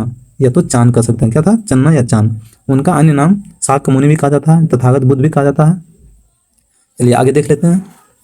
देखिए, बौद्ध धर्म के अनुसार 4 आर्य सत्य हुए। बौद्ध धर्म के अनुसार 4 आर्य सत्य हुए। उनमें से पहला है कि दुख समुदाय है, दुख का निरोध भी है, दुख का निरोध भी है। दुख का निरोध मार्ग क्या है? तो अष्टांगिक मार्ग है। देखिए, कह रहा है पहला है कि संसार दुख में है और दुख का कारण भी बताया गया है। दुख का कारण क्या है? तृष्णा है, या उसे ईर्ष्या कह सकते हैं। और दुख का निरोध क्या है? दुख का निवारण हेतु तृष्णा पर विजय आवश्यक हो जाता है। तृष्णा पर विजय कीजिएगा तो दुख का निवारण हो जाएगा। बौद्ध धर्म के अनुसार दुख का निवारण हेतु अष्टांगिक मार्ग को बताया गया है बौद्ध धर्म में। देख लेते हैं अष्टांगिक मार्ग में क्या है बौद्ध धर्म के अनुसार। देखिए, पहला है सम्यक दृष्टि। क्या है? सम्यक दृष्टि। उसके बाद है सम्यक संकल्प। उसके बाद है सम्यक भाग, सम्यक कर्म, सम्यक आजीविका और सम्यक व्यायाम और सम्यक स्मृति और सम्यक समाधि। देखिए, बौद्ध धर्म के अनुसार त्रिरत्न हुए। बौद्ध धर्म के अनुसार त्रिरत्न है। कौन है? पहला बुद्ध, धम्म और संघ। बौद्ध धर्म में त्रिरत्न है, बुद्ध, धम्म और संघ। बुद्ध ने किस मार्ग का प्रतिपादन किया था? बुद्ध ने किस मार्ग का प्रतिपादन किया था? तो मध्यम मार्ग का प्रतिपादन किया था। कौन सा मार्ग का? मध्यम मार्ग का। बुद्ध ने अपने उपदेश किस भाषा में दिए थे? बुद्ध ने अपने उपदेश किस भाषा में दिए थे? तो पाली भाषा में। कौन सी भाषा में? पाली भाषा में। बुद्ध ने अपना पहला उपदेश सारनाथ में दिए थे और सर्वाधिक उपदेश कहाँ दिए थे? तो कौशल की राजधानी श्रावस्ती में दिए थे। पहला उपदेश सारनाथ में और सर्वाधिक उपदेश कौशल की राजधानी श्रावस्ती में दिए थे। बुद्ध की मृत्यु 483 ईसा पूर्व में कुशीनगर मल में 80 वर्ष की आयु में हुआ था। बुद्ध की मृत्यु 483 ईसा पूर्व में कुशीनगर मल में 80 वर्ष की आयु में हुआ था। और जन्म कहाँ हुआ था? तो लुम्बिनी ग्राम नेपाल में हुआ था। बुद्ध धर्म का परम लक्ष्य क्या था? तो निर्माण की प्राप्ति था। क्या था? निर्माण की प्राप्ति था। बुद्ध के पुनर्जन्म की कथा का जानकारी कहाँ से मिलती है? तो जातक कथा में मिलती है। कहाँ से? जातक कथा में मिलती है। आगे देख लेते हैं। देखिए, बौद्ध धर्म के अनुसार बौद्ध धर्म में 10 सील हुए। कितने सील हुए? 10 सील हुए। देख लेते हैं 10 सील के बारे में। पहला है सत्य, दूसरा अहिंसा, तीसरा असत्य, चौथा अपरिग्रह, पांचवा ब्रह्मचर्य, छठा नृत्य गान का त्याग करना, सातवां है कि असमय भोजन का त्याग करना, मतलब कि असमय लोगों को भोजन नहीं करना चाहिए। और आठवां है कि कोमल शैया का त्याग, मतलब सोने के लिए आप लोग तोशक तकिया का उपयोग ना करें। जितना नॉर्मल शैया होगा उतना ही आप लोग उतना ही अच्छा रहेगा बौद्ध धर्म के अनुसार। और 9वां है कि श्रृंगार प्रसाधनों का त्याग। और 10वां है कि मद सेवन का त्याग, मद मदिरा का त्याग करना है बौद्ध धर्म के अनुसार। देखिए आगे देख लेते हैं। बुद्ध के जीवन के घटनाक्रम और उनके प्रतीक। बुद्ध के जीवन में जितने भी घटनाक्रम हुए उनके बारे में कुछ प्रतीक दिया हुआ है, उसके बारे में देख लेते हैं। पहले घटना, उसके बाद इनके बारे में प्रतीक दिया गया है। पहला है कि जन्म, जन्म को क्या कहा गया है? कमल, कमल से उनका प्रतीक है। यौवन का है सांड। और महाभिनिष्क्रमण, जिसे गृह त्याग भी कहा जाता है, तो घोड़ा, घोड़ा से गृह त्याग किए थे। चन्ना साथी था, ऐसे भी याद रख सकते हैं। गृह त्याग का प्रतीक क्या हो जाएगा? घोड़ा। उनको ज्ञान की प्राप्ति कहाँ हुई थी? तो पीपल वृक्ष के नीचे, तो उनका प्रतीक क्या हो जाएगा ज्ञान प्राप्ति का? पीपल या बोधि वृक्ष हो जाएगा। और महापरिनिर्वाण मतलब मृत्यु, मृत्यु तो उनका पदचिन्ह है, प्रतीक है पदचिन्ह और स्तूप। और महाधर्म चक्र परिवर्तन का, जिसे प्रथम उपदेश कहा जाता है। जो प्रथम उपदेश कहाँ दिए थे? तो सारनाथ में दिए थे। कहाँ दिए थे? सारनाथ में। आगे देख लेते हैं। देखिए, बौद्ध धर्म चौथी बौद्ध संगति के उपरांत 2 भागों में विभाजित हो गया था। बौद्ध धर्म का जब चौथी संगति हुआ था, बौद्ध संगति, तो उस समय बौद्ध धर्म में 2 भागों में विभाजित हो गया था बौद्ध धर्म। पहला था हीनयान। क्या था? हीनयान। और दूसरा था महायान। दूसरा क्या था? महायान। हीनयान था कि परिवर्तन विरोधी था, क्योंकि हीनयान के अनुसार बौद्ध धर्म में परिवर्तन नहीं हो सकता, और महायान के अनुसार बौद्ध धर्म में परिवर्तन किया जा सकता था। 8वीं सदी में बौद्ध धर्म के आडंबर वाले शाखा वज्रयान का विकास हुआ था। 8वीं सदी में बौद्ध धर्म के आडंबर वाले शाखा के वज्रयान का विकास हुआ था। हम देख लेते हैं। बौद्ध संगति या तो सभा, बौद्ध संगति कुल कितनी हुई थी? तो 4 हुई थी। कितने? 4 हुई थी। 4 के बारे में देख लेते हैं। देखिए, प्रथम क्या है? प्रथम 483 ईसा पूर्व में हुआ था। कहाँ हुआ था? इसको ध्यान में रखना है। कहाँ हुआ था? राजगृह में हुआ था। शासक कौन था? तो अजातशत्रु था। शासक कौन था? अजातशत्रु। अध्यक्ष कौन था? अध्यक्ष महाकश्यप था। और इस प्रथम बौद्ध संगीति की विशेषताएं क्या थी? वो था कि सूत पिटक और विनय पिटक की रचना इसी संगीति में किया गया था। द्वितीय है कि द्वितीय क्या है? द्वितीय है 383 ईसा पूर्व में हुआ था। कहाँ हुआ था? इसको ध्यान में रखना है। वैशाली में हुआ था और कालाशोक के समय हुआ था। और अध्यक्ष थे सबकामी। कौन थे? सबकामी। इसमें हुआ कि महासंघिक और स्थाविर के रूप में विभाजन हो गया था बौद्ध धर्म का। तृतीय देखिए इंपॉर्टेंट है, अशोक के समय हुआ था और पाटलिपुत्र में हुआ था। इसका ईस्वी भी ध्यान रख सकते हैं। और अशोक शासक था इस समय। और अध्यक्ष क्या कौन थे? मोगलीपुत्र तीस। कौन थे? मोगलीपुत्र तीस। इसमें अभिधम पिटक का संकलन हुआ था। कौन से पिटक का? अभिधम पिटक का संकलन हुआ था। पिटक देखिए 3 है, सूत पिटक, विनय पिटक और अभिधम पिटक। तो सूत पिटक और विनय पिटक की रचना प्रथम संगीति में हो गया था, और अभिधम पिटक जो तीसरा है उसका तीसरी बहुत संगीति में संकलन हुआ था। चतुर्थ देखिए है कि कनिष्क के समय हुआ था, ईसा के प्रथम शताब्दी में हुआ था, और कुंडलवन कश्मीर में हुआ था। कहाँ हुआ था? कुंडलवन कश्मीर में, कनिष्क के समय। इसके देखिए अध्यक्ष थे वसुमित्र। अध्यक्ष कौन थे? वसुमित्र। और उपाध्यक्ष के बारे में पूछा जाएगा तो कौन हो जाएगा हमारा? अश्वघोष। कौन? अश्वघोष। इसमें हुआ कि महायान और हीनयान का विभाजन हो गया था। महायान और हीनयान का विभाजन हो गया था बौद्ध धर्म में। चलिए आगे देख लेते हैं। देखिए बौद्ध धर्म के त्रिपिटक हुए, बौद्ध धर्म में त्रिपिटक हुए। देखिए पहला हम बता दिए थे सूत पिटक था, उसके बाद विनय पिटक था, उसके बाद अभिधम पिटक था। पहला सूत पिटक, उसके बाद अभिधम पिटक, उसके बाद तीसरा अभिधम नहीं सॉरी पहला सूत पिटक, उसके बाद विनय पिटक, उसके बाद अभिधम पिटक। सूत पिटक था कि बौद्ध धर्म के उपदेशों का संकलन इसमें किया गया था, और विनय पिटक में संघ के नियमों का संकलन इसमें किया गया था, और अभिधम पिटक में बुद्ध के जो भी दार्शनिक विचार थे इसमें समाहित किया गया था। तो आपसे पूछेगा कि क्वेश्चन में कि उपदेशों का संकलन किस पिटक में किया गया? तो सूत पिटक। नियम का संकलन किस पिटक में किया गया? तो विनय पिटक में। और अभिधम पिटक तो दार्शनिक विचारों का संकलन इसमें किया गया था। अभिधम पिटक का रचना अशोक के समय हुआ था तृतीय बौद्ध संगीति में, और सूत पिटक और विनय पिटक की रचना पहली बौद्ध संगीति में हुआ था, अजात शत्रु के समय हुआ था। इसके अध्यक्ष कौन थे? तो महाकश्यप थे। देखिए सूत पिटक के बारे में और भी जानकारियां दी गई है, उसके बारे में देख लेते हैं। यह सबसे बड़ा पिटक है जिसका संकलन आनंद ने किया था, और सबसे छोटा पिटक कौन है? विनय पिटक है। और इस पिटक का संकलन मोगलीपुत्र ने किया था। कौन से पिटक का? अभिधम पिटक का। हम देख लेते हैं और आगे देख लेते हैं। बौद्ध धर्म के पवित्र अष्टक के बारे में जानकारियां प्राप्त कर लेते हैं। देखिए कभी कभी क्वेश्चन में शब्द दे के उसके बारे में पूछा जाता है कि इसका अर्थ क्या होता है। तो चैत्य का अर्थ क्या होता है? चैत्य का अर्थ होता है पूजा घर होता है। बौद्ध धर्म का पूजा घर किसे कहा जाता है? चैत्य को कहा जाता है। स्तूप देख लेते हैं। सारनाथ का स्तूप जैसे हो गया, भरत का स्तूप हो गया, लोरियानंदन का स्तूप हो गया। तो इस स्तूप को कहा जाता है कि यहाँ पे बौद्ध धर्म के जो भी पवित्र हैं उसके अवशेषों को रखा गया। बौद्ध धर्म के पवित्र अवशेषों को यहाँ रखा गया है। कहाँ पे? स्तूप में। और विहार होता है कि उनका निवास स्थान होता है। जो बौद्ध धर्म में जो भी भिक्षु होते हैं उनका निवास करने का स्थान कौन होता है? विहार होता है। देखिए चैत्य होता है पूजा घर होता है, स्तूप होता है पवित्र अवशेषों को रखा जाता है वहाँ पे, और बिहार में निवास स्थान करते हैं बौद्ध भिक्षु। अब देखिए हम लोगों ने बौद्ध धर्म को कंप्लीट कर लिया है। आगे जैन धर्म के बारे में चर्चा करेंगे। जैन धर्म के बारे में देखिए जैन धर्म के संस्थापक ऋषभदेव हुए थे। कौन हुए थे? ऋषभदेव हुए थे, और वे जैन धर्म के प्रथम तीर्थंकर भी थे। उन्हें आदिनाथ और वृषभनाथ भी कहा जाता है। उनका अन्य नाम था आदिनाथ भी था और वृषभनाथ भी था। जैन धर्म में कुल 24 तीर्थंकर हुए थे। कितने तीर्थंकर? 24 तीर्थंकर हुए थे। 23वें तीर्थंकर पार्श्वनाथ थे। 23वें तीर्थंकर कौन थे? पार्श्वनाथ थे। उनका जन्म काशी में हुआ था, और उनके पिता अश्वसेन काशी के राजा थे। उन्हें ज्ञान की प्राप्ति संबत पर्वत, कहाँ? संबत पर्वत पर हुई थी। उन्होंने सर्वप्रथम जो 4 आर्य महाव्रत थे उन्हें उनकी शिक्षा दी थी। पहला था सत्य, दूसरा अहिंसा, तीसरा असत्य, और चौथा अपरिग्रह। और इसमें जो 5वां ब्रह्मचर्य को ऐड किया था वो भगवान महावीर किए थे। तो जैन धर्म में कुल 5 महाव्रत हैं। कौन कौन? सत्य, अहिंसा, असत्य, अपरिग्रह और ब्रह्मचर्य। पहला जो 4 आर्य सत्य है वो 23वें तीर्थंकर पार्श्वनाथ के द्वारा दिया गया, और 5वां जो ब्रह्मचर्य है महाव्रत वो भगवान महावीर के द्वारा दिया गया था। भगवान महावीर के बारे में कुछ अन्य तथ्य हैं, उसके बारे में देख लेते हैं। देखिए जैन धर्म के संस्थापक ऋषभदेव हुए थे। जैन धर्म के प्रथम संस्थापक कौन थे? ऋषभदेव थे।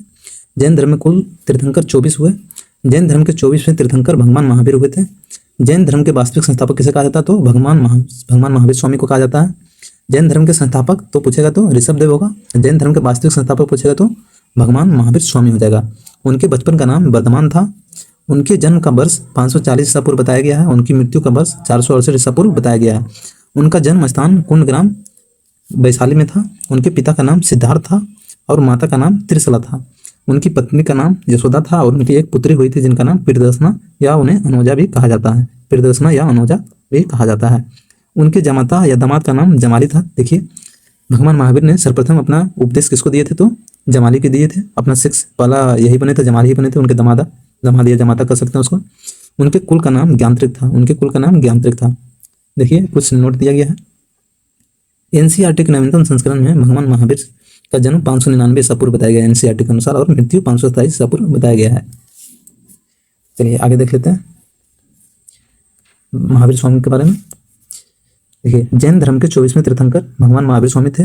महावीर स्वामी को जैन धर्म का वास्तविक संस्थापक माना जाता है। उनके पिता सिद्धार्थ ज्ञानत्रिक कुल के प्रधान थे। कौन से कुल के? ज्ञानत्रिक कुल के प्रधान थे। उनकी माता त्रिशला लिच्छवी गणराज की राजकुमारी थी। उन्होंने 30 वर्ष की आयु में, कितने वर्ष की आयु में, 30 वर्ष की आयु में गृहत्याग किया था। और भगवान बुद्ध ने कितने वर्ष की आयु में गृहत्याग किया था, तो 29 वर्ष की आयु में। इन्होंने 1 वर्ष बाद 30 वर्ष की आयु में गृहत्याग किया था। इन्होंने 12 वर्ष के कठोर तपस्या के बाद 42 वर्ष की आयु में इन्हें केवल यह ज्ञान की प्राप्ति हुई थी। अब ज्ञान की प्राप्ति कहाँ हुई थी, तो जुम्बिक ग्राम में रिजु पालिका नदी के तट पर साल वृक्ष के नीचे हुई थी। साल वृक्ष के नीचे हुई थी, जिसे बरगद वृक्ष भी कह सकते हैं। देखिए, जैन धर्म में ही त्रिरत्न हुए। पहला है कि सम्यक दर्शन, सम्यक ज्ञान, सम्यक आचरण। सम्यक दर्शन, सम्यक ज्ञान और तीसरा सम्यक आचरण। देखिए, जैन धर्म के अनुसार जैन धर्म में 5 महाव्रत हुए। पहला सत्य, दूसरा अहिंसा, तीसरा औसत्य, चौथा अपरिग्रह और 5वां ब्रह्मचर्य। प्रारंभिक जो 4 आर्य सत्य थे वो पार्श्वनाथ के द्वारा दिया गया था। किनके द्वारा, पार्श्वनाथ के द्वारा। और 5वां जो थे वो भगवान महावीर के द्वारा दिया गया था। किनके द्वारा, भगवान महावीर के द्वारा दिया गया था।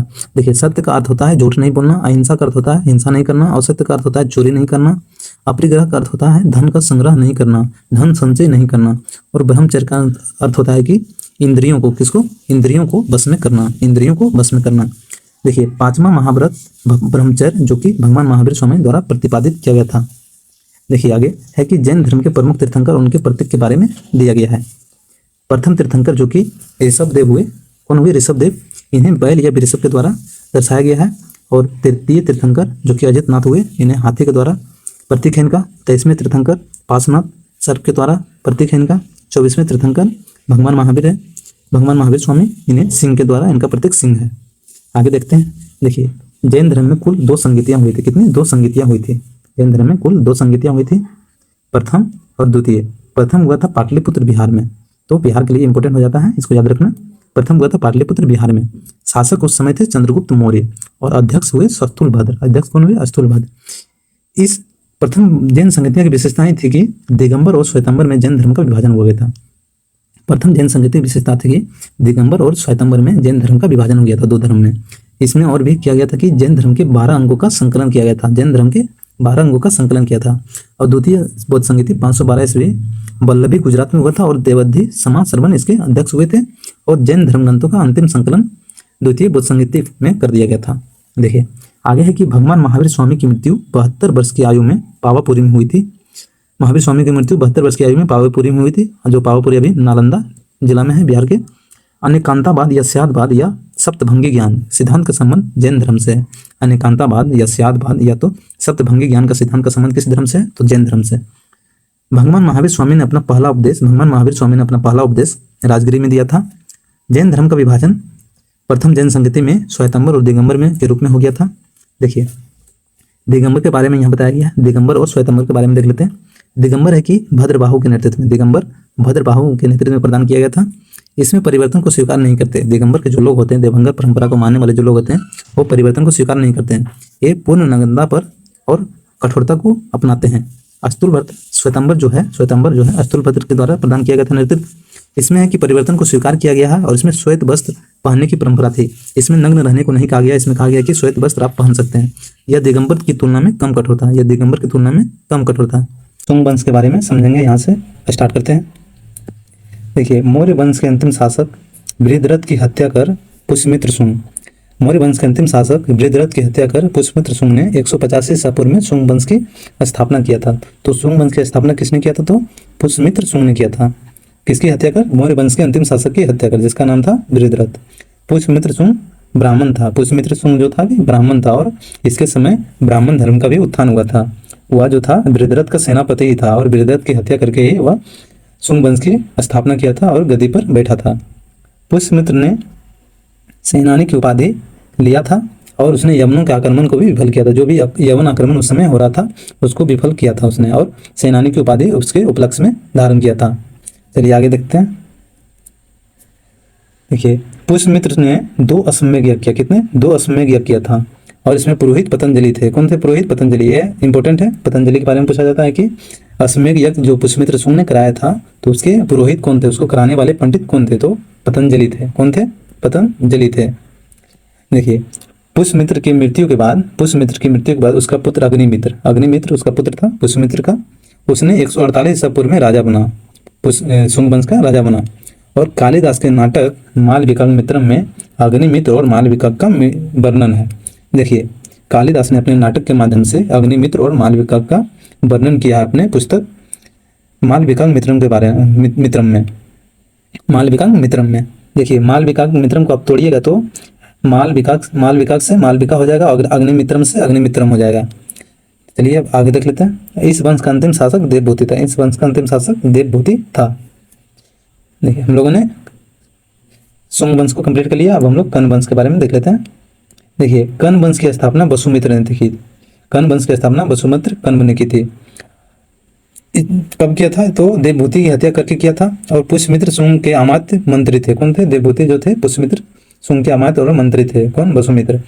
कर्ण वंश भी ब्राह्मण वंश था। कर्ण वंश भी ब्राह्मण वंश था और इस समय में ब्राह्मण वंश का उत्थान हुआ था। इस वंश का अंतिम शासक सुशर्मा हुआ। इस वंश का अंतिम शासक सुशर्मा हुआ। सातवाहन वंश के संस्थापक सिमुक। कौन? सातवाहन वंश के संस्थापक, सातवाहन वंश के संस्थापक सिमुक ने सुशर्मा की हत्या कर कण्व वंश का अंत कर दिया था। अब आगे देख लेते हैं। देखिए सातवाहन वंश ने कण्व वंश का तो समाप्ति कर दिया था, लेकिन सातवाहन वंश का बिहार से कोई रिलेटेड नहीं है, उस क्षेत्र में उसका कोई योगदान नहीं है, इसलिए सातवाहन वंश को रिलेट करके बिहार से नहीं पढ़ा जाता। डायरेक्ट अब कुषाण वंश के बारे में पढ़ते हैं। देखिए मौर्योत्तर काल में कमजोर होती राजनीतिक स्थिति में कई विदेशी जातियों का आक्रमण हुआ। भारत के क्षेत्र में हुआ था। इसमें सबसे पहले हिंद यूनानी, उसके बाद शक आए, उसके बाद पहलव आए और भारत आने वाले विदेशियों में कुषाण सबसे अंतिम था। देखिए मौर्योत्तर काल में जो राजनीतिक स्थिति कमजोर हुई थी, उसके बाद जो राजा आए थे, इसके बाद कई विदेशी आक्रमण भारत पर हुआ। इनमें सबसे पहले विदेशी आक्रमण हिंद यूनानी का हुआ, उसके बाद शक का हुआ, उसके बाद पहलव का हुआ और सबसे अंतिम विदेशी आक्रमण कुषाण वंश का हुआ था। और ये कुषाण वंश यहाँ भारत में अपनी सत्ता कायम रखने में सफल भी हुए थे। कुषाण के बारे में जान लेते हैं। कुषाण जो थे चीन के यूची कबीला या यूची या तोखरी जाति से संबंधित थे। कुषाण वंश के संस्थापक कुजुल कैडफिसस थे। कुषाण वंश के संस्थापक कुजुल कैडफिसस थे। एक कुजुल कैडफिसस था, एक भीम कैडफिसस था। इस वंश का सबसे प्रमुख शासक कनिष्क था। इस वंश का सबसे प्रमुख शासक जो कनिष्क हुआ। कुषाण वंश की राजधानी दो जगह थी। एक थी फिरोजपुर पेशावर, एक थी मथुरा। दो जगह थी, एक फिरोजपुर पेशावर जो कि अभी पाकिस्तान में वर्तमान में, और मथुरा भारत में थी। अश्वघोष जिन्होंने बुद्ध चरित नामक पुस्तक की रचना की है, को कनिष्क ने पाटलिपुत्र से विजित करके लाया था। अश्वघोष पहले पाटलिपुत्र में रहता था, उसको कनिष्क ने पाटलिपुत्र को आक्रमण करके वहां विजित करके बुद्ध चरित को अश्वघोष को अपने दरबार में रखा था। कनिष्क के समय में गांधार एवं मथुरा कला का विकास हुआ था। कनिष्क के समय गांधार और मथुरा कला का विकास हुआ था। कनिष्क ने चौथी बौद्ध संगीति का आयोजन कुंडलवन कश्मीर में करवाया था। चौथी बौद्ध संगीति का आयोजन कुंडलवन कश्मीर में कराया था। पहली बौद्ध संगीति कहाँ हुआ था? तो राजगिरी में हुआ था, अजातशत्रु के समय हुआ था। दूसरी कहाँ हुआ था? तो वैशाली में हुआ था, कालाशोक के समय हुआ था। तीसरी कहाँ हुआ था? अशोक के समय पाटलिपुत्र में हुआ था। और चौथी कनिष्क के समय कुंडलवन कश्मीर में हुआ था। इसकी अध्यक्षता वसुमित्र ने किया था और इसके उपाध्यक्ष अश्वघोष थे, जिसे कनिष्क ने पाटलिपुत्र से विजित करके लाया था अपने दरबार में। कनिष्क ने 78 ईस्वी में राजा बनने के शुभ अवसर पर शक संवत चलाया था। तो आपसे क्वेश्चन पूछा जाएगा कि शक संवत किसने चलाया था? तो कनिष्क ने चलाया था। किस कारण से चलाया था? तो अपने राजा बनने के शुभ अवसर पर 78 ईसा पूर्व में शक संवत चलाया था। कनिष्क के समय सिल्क मार्ग जो कि रेशम मार्ग था, उस पर कुषाणों का अधिपत्य था। कनिष्क के समय ही सिल्क मार्ग बहुत ही फेमस हुआ और वहां से जो भी धन की प्राप्ति हुई थी, सोना की प्राप्ति होती थी। तो इस समय कुषाण वंश के समय सोने की प्राप्ति बहुत अधिक मात्रा में हो गई थी। तो इन लोगों ने सबसे शुद्ध सोना का सिक्का चलाया था और सबसे ज्यादा सोना का सिक्का तो गुप्तों ने चलाया था। तो चलिए देख लेते हैं हम लोग गांधार कला और थोड़ा मथुरा कला के बारे में जान लेते हैं। देखिए गांधार कला का विकास जो था भारत के उत्तर पश्चिमी क्षेत्र में हुआ था। भारत के उत्तर पश्चिमी क्षेत्र में गांधार कला का विकास हुआ था। भारत के उत्तर पश्चिमी क्षेत्र में गांधार कला का विकास हुआ था। और मथुरा कला का विकास भारत के मथुरा क्षेत्र जो कि अभी उत्तर प्रदेश का क्षेत्र आता है, वहाँ पे इसका क्षेत्र का विकास हुआ था मथुरा आर्ट कला का। और अब देख लेते हैं गांधार कला और मथुरा कला के बारे में। देखिए गांधार कला और मथुरा कला के बारे में कुछ इसके डिफरेंस के बारे में, इसके अंतर के बारे में जान लेते हैं कि गांधार कला किसको कहते हैं और मथुरा कला किसको कहते हैं। देखिए गांधार कला का जो क्षेत्र था वो अफगानिस्तान पाकिस्तान के पेशावर क्षेत्र में आता था। और मथुरा कला का जो था अभी हम लोगों ने बताए थे कि उत्तर प्रदेश का मथुरा क्षेत्र इसके रीजन में आता था। प्रभाव जो इसका था गांधार कला का यूनानी रोमन शैली पर आधारित था। यूनानी रोमन शैली पर आधारित था कौन सा कला? गांधार कला। और भारतीय मौलिक शैली पर कौन था? देखिए मथुरा कला जो था मौलिक शैली पर जो कि पहले से चला रहा था उस पर आधारित था मथुरा कला। इसमें ग्रे पत्थर का यूज किया गया था, शिष्ट का, और इसमें मथुरा कला में लाल बलुआ पत्थर का यूज किया गया था।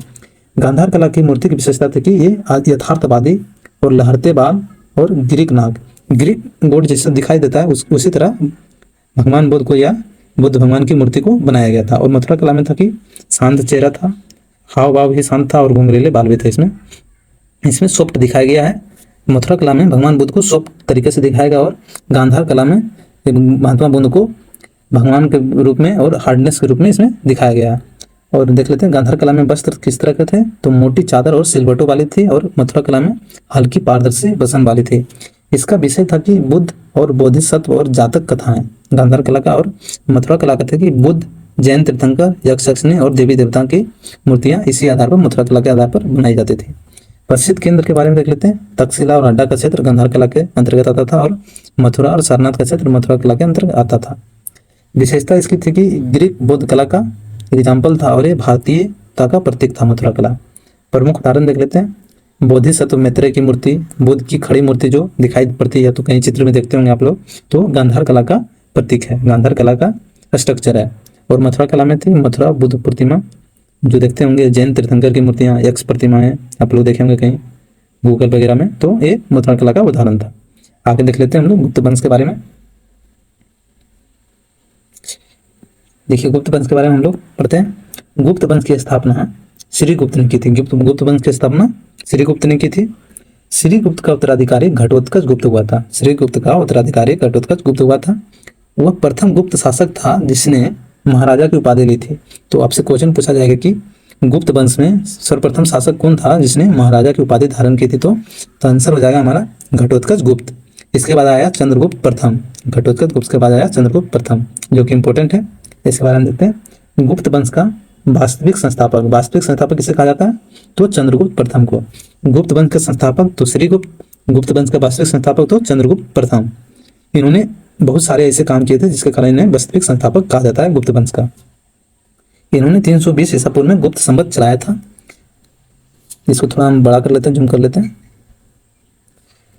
चंद्रगुप्त प्रथम ने लिच्छवियों की राजकुमारी कुमार देवी से भी विवाह किया था। और वह प्रथम गुप्त शासक था जिसने महाराजा धीराज को उपाधि धारण किया था, तो चंद्रगुप्त प्रथम ने। देखिए क्वेश्चन आएगा कि आपसे पूछा जाएगा कि गुप्त वंश में वह कौन सा शासक था जिसने महाराजा की उपाधि धारण लिया था, तो घटोत्कच गुप्त हो जाएगा।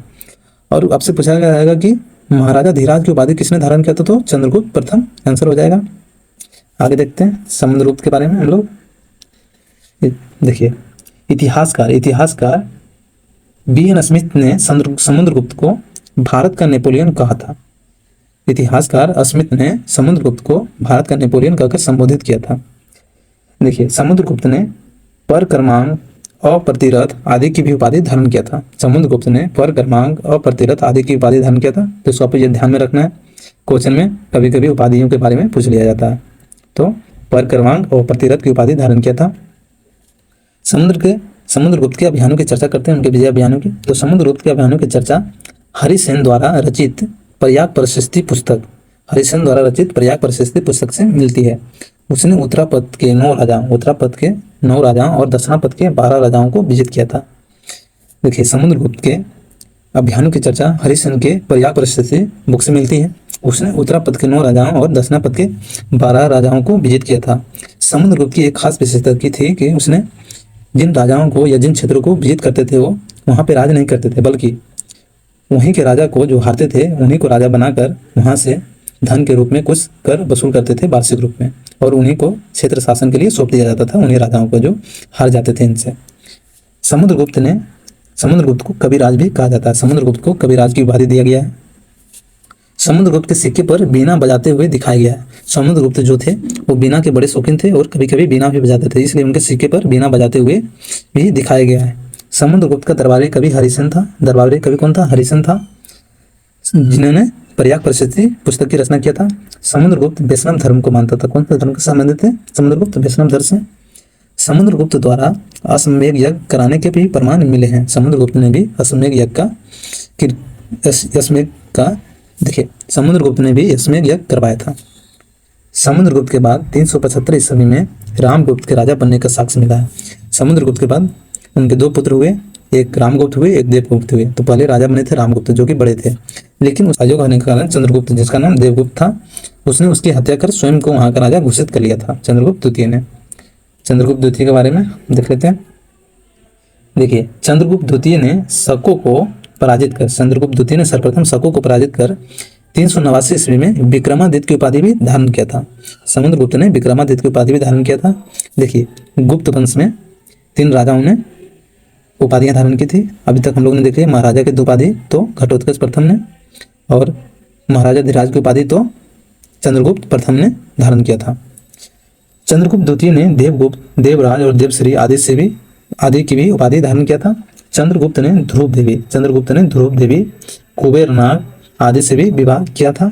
कुबेरनाग से उत्पन्न पुत्री जो कि प्रभावती गुप्त थी, इनका विवाह भकटक वंश के नरेश रुद्रसेन द्वितीय के साथ हुआ था। रुद्रसेन की मृत्यु के बाद प्रभावती ने अपने अल्पवयस्क पुत्रों को संरक्षिका के रूप में शासन किया।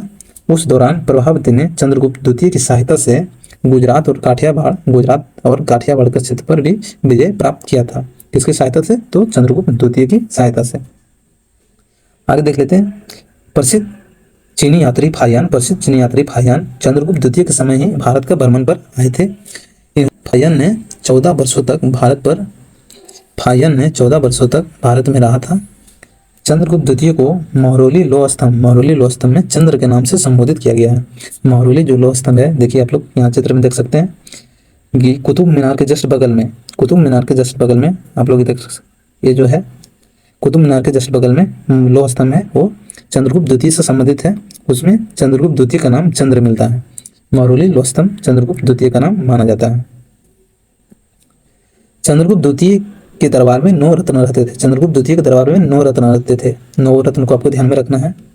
सबसे पहले थे कालिदास। कौन थे? कालिदास, धन्वंतरी, अमर सिंह, बारामहीर, शंकु, बेताल भट्ट की कहानियां सुने होंगे, इन्हीं के दरबार में रहते थे।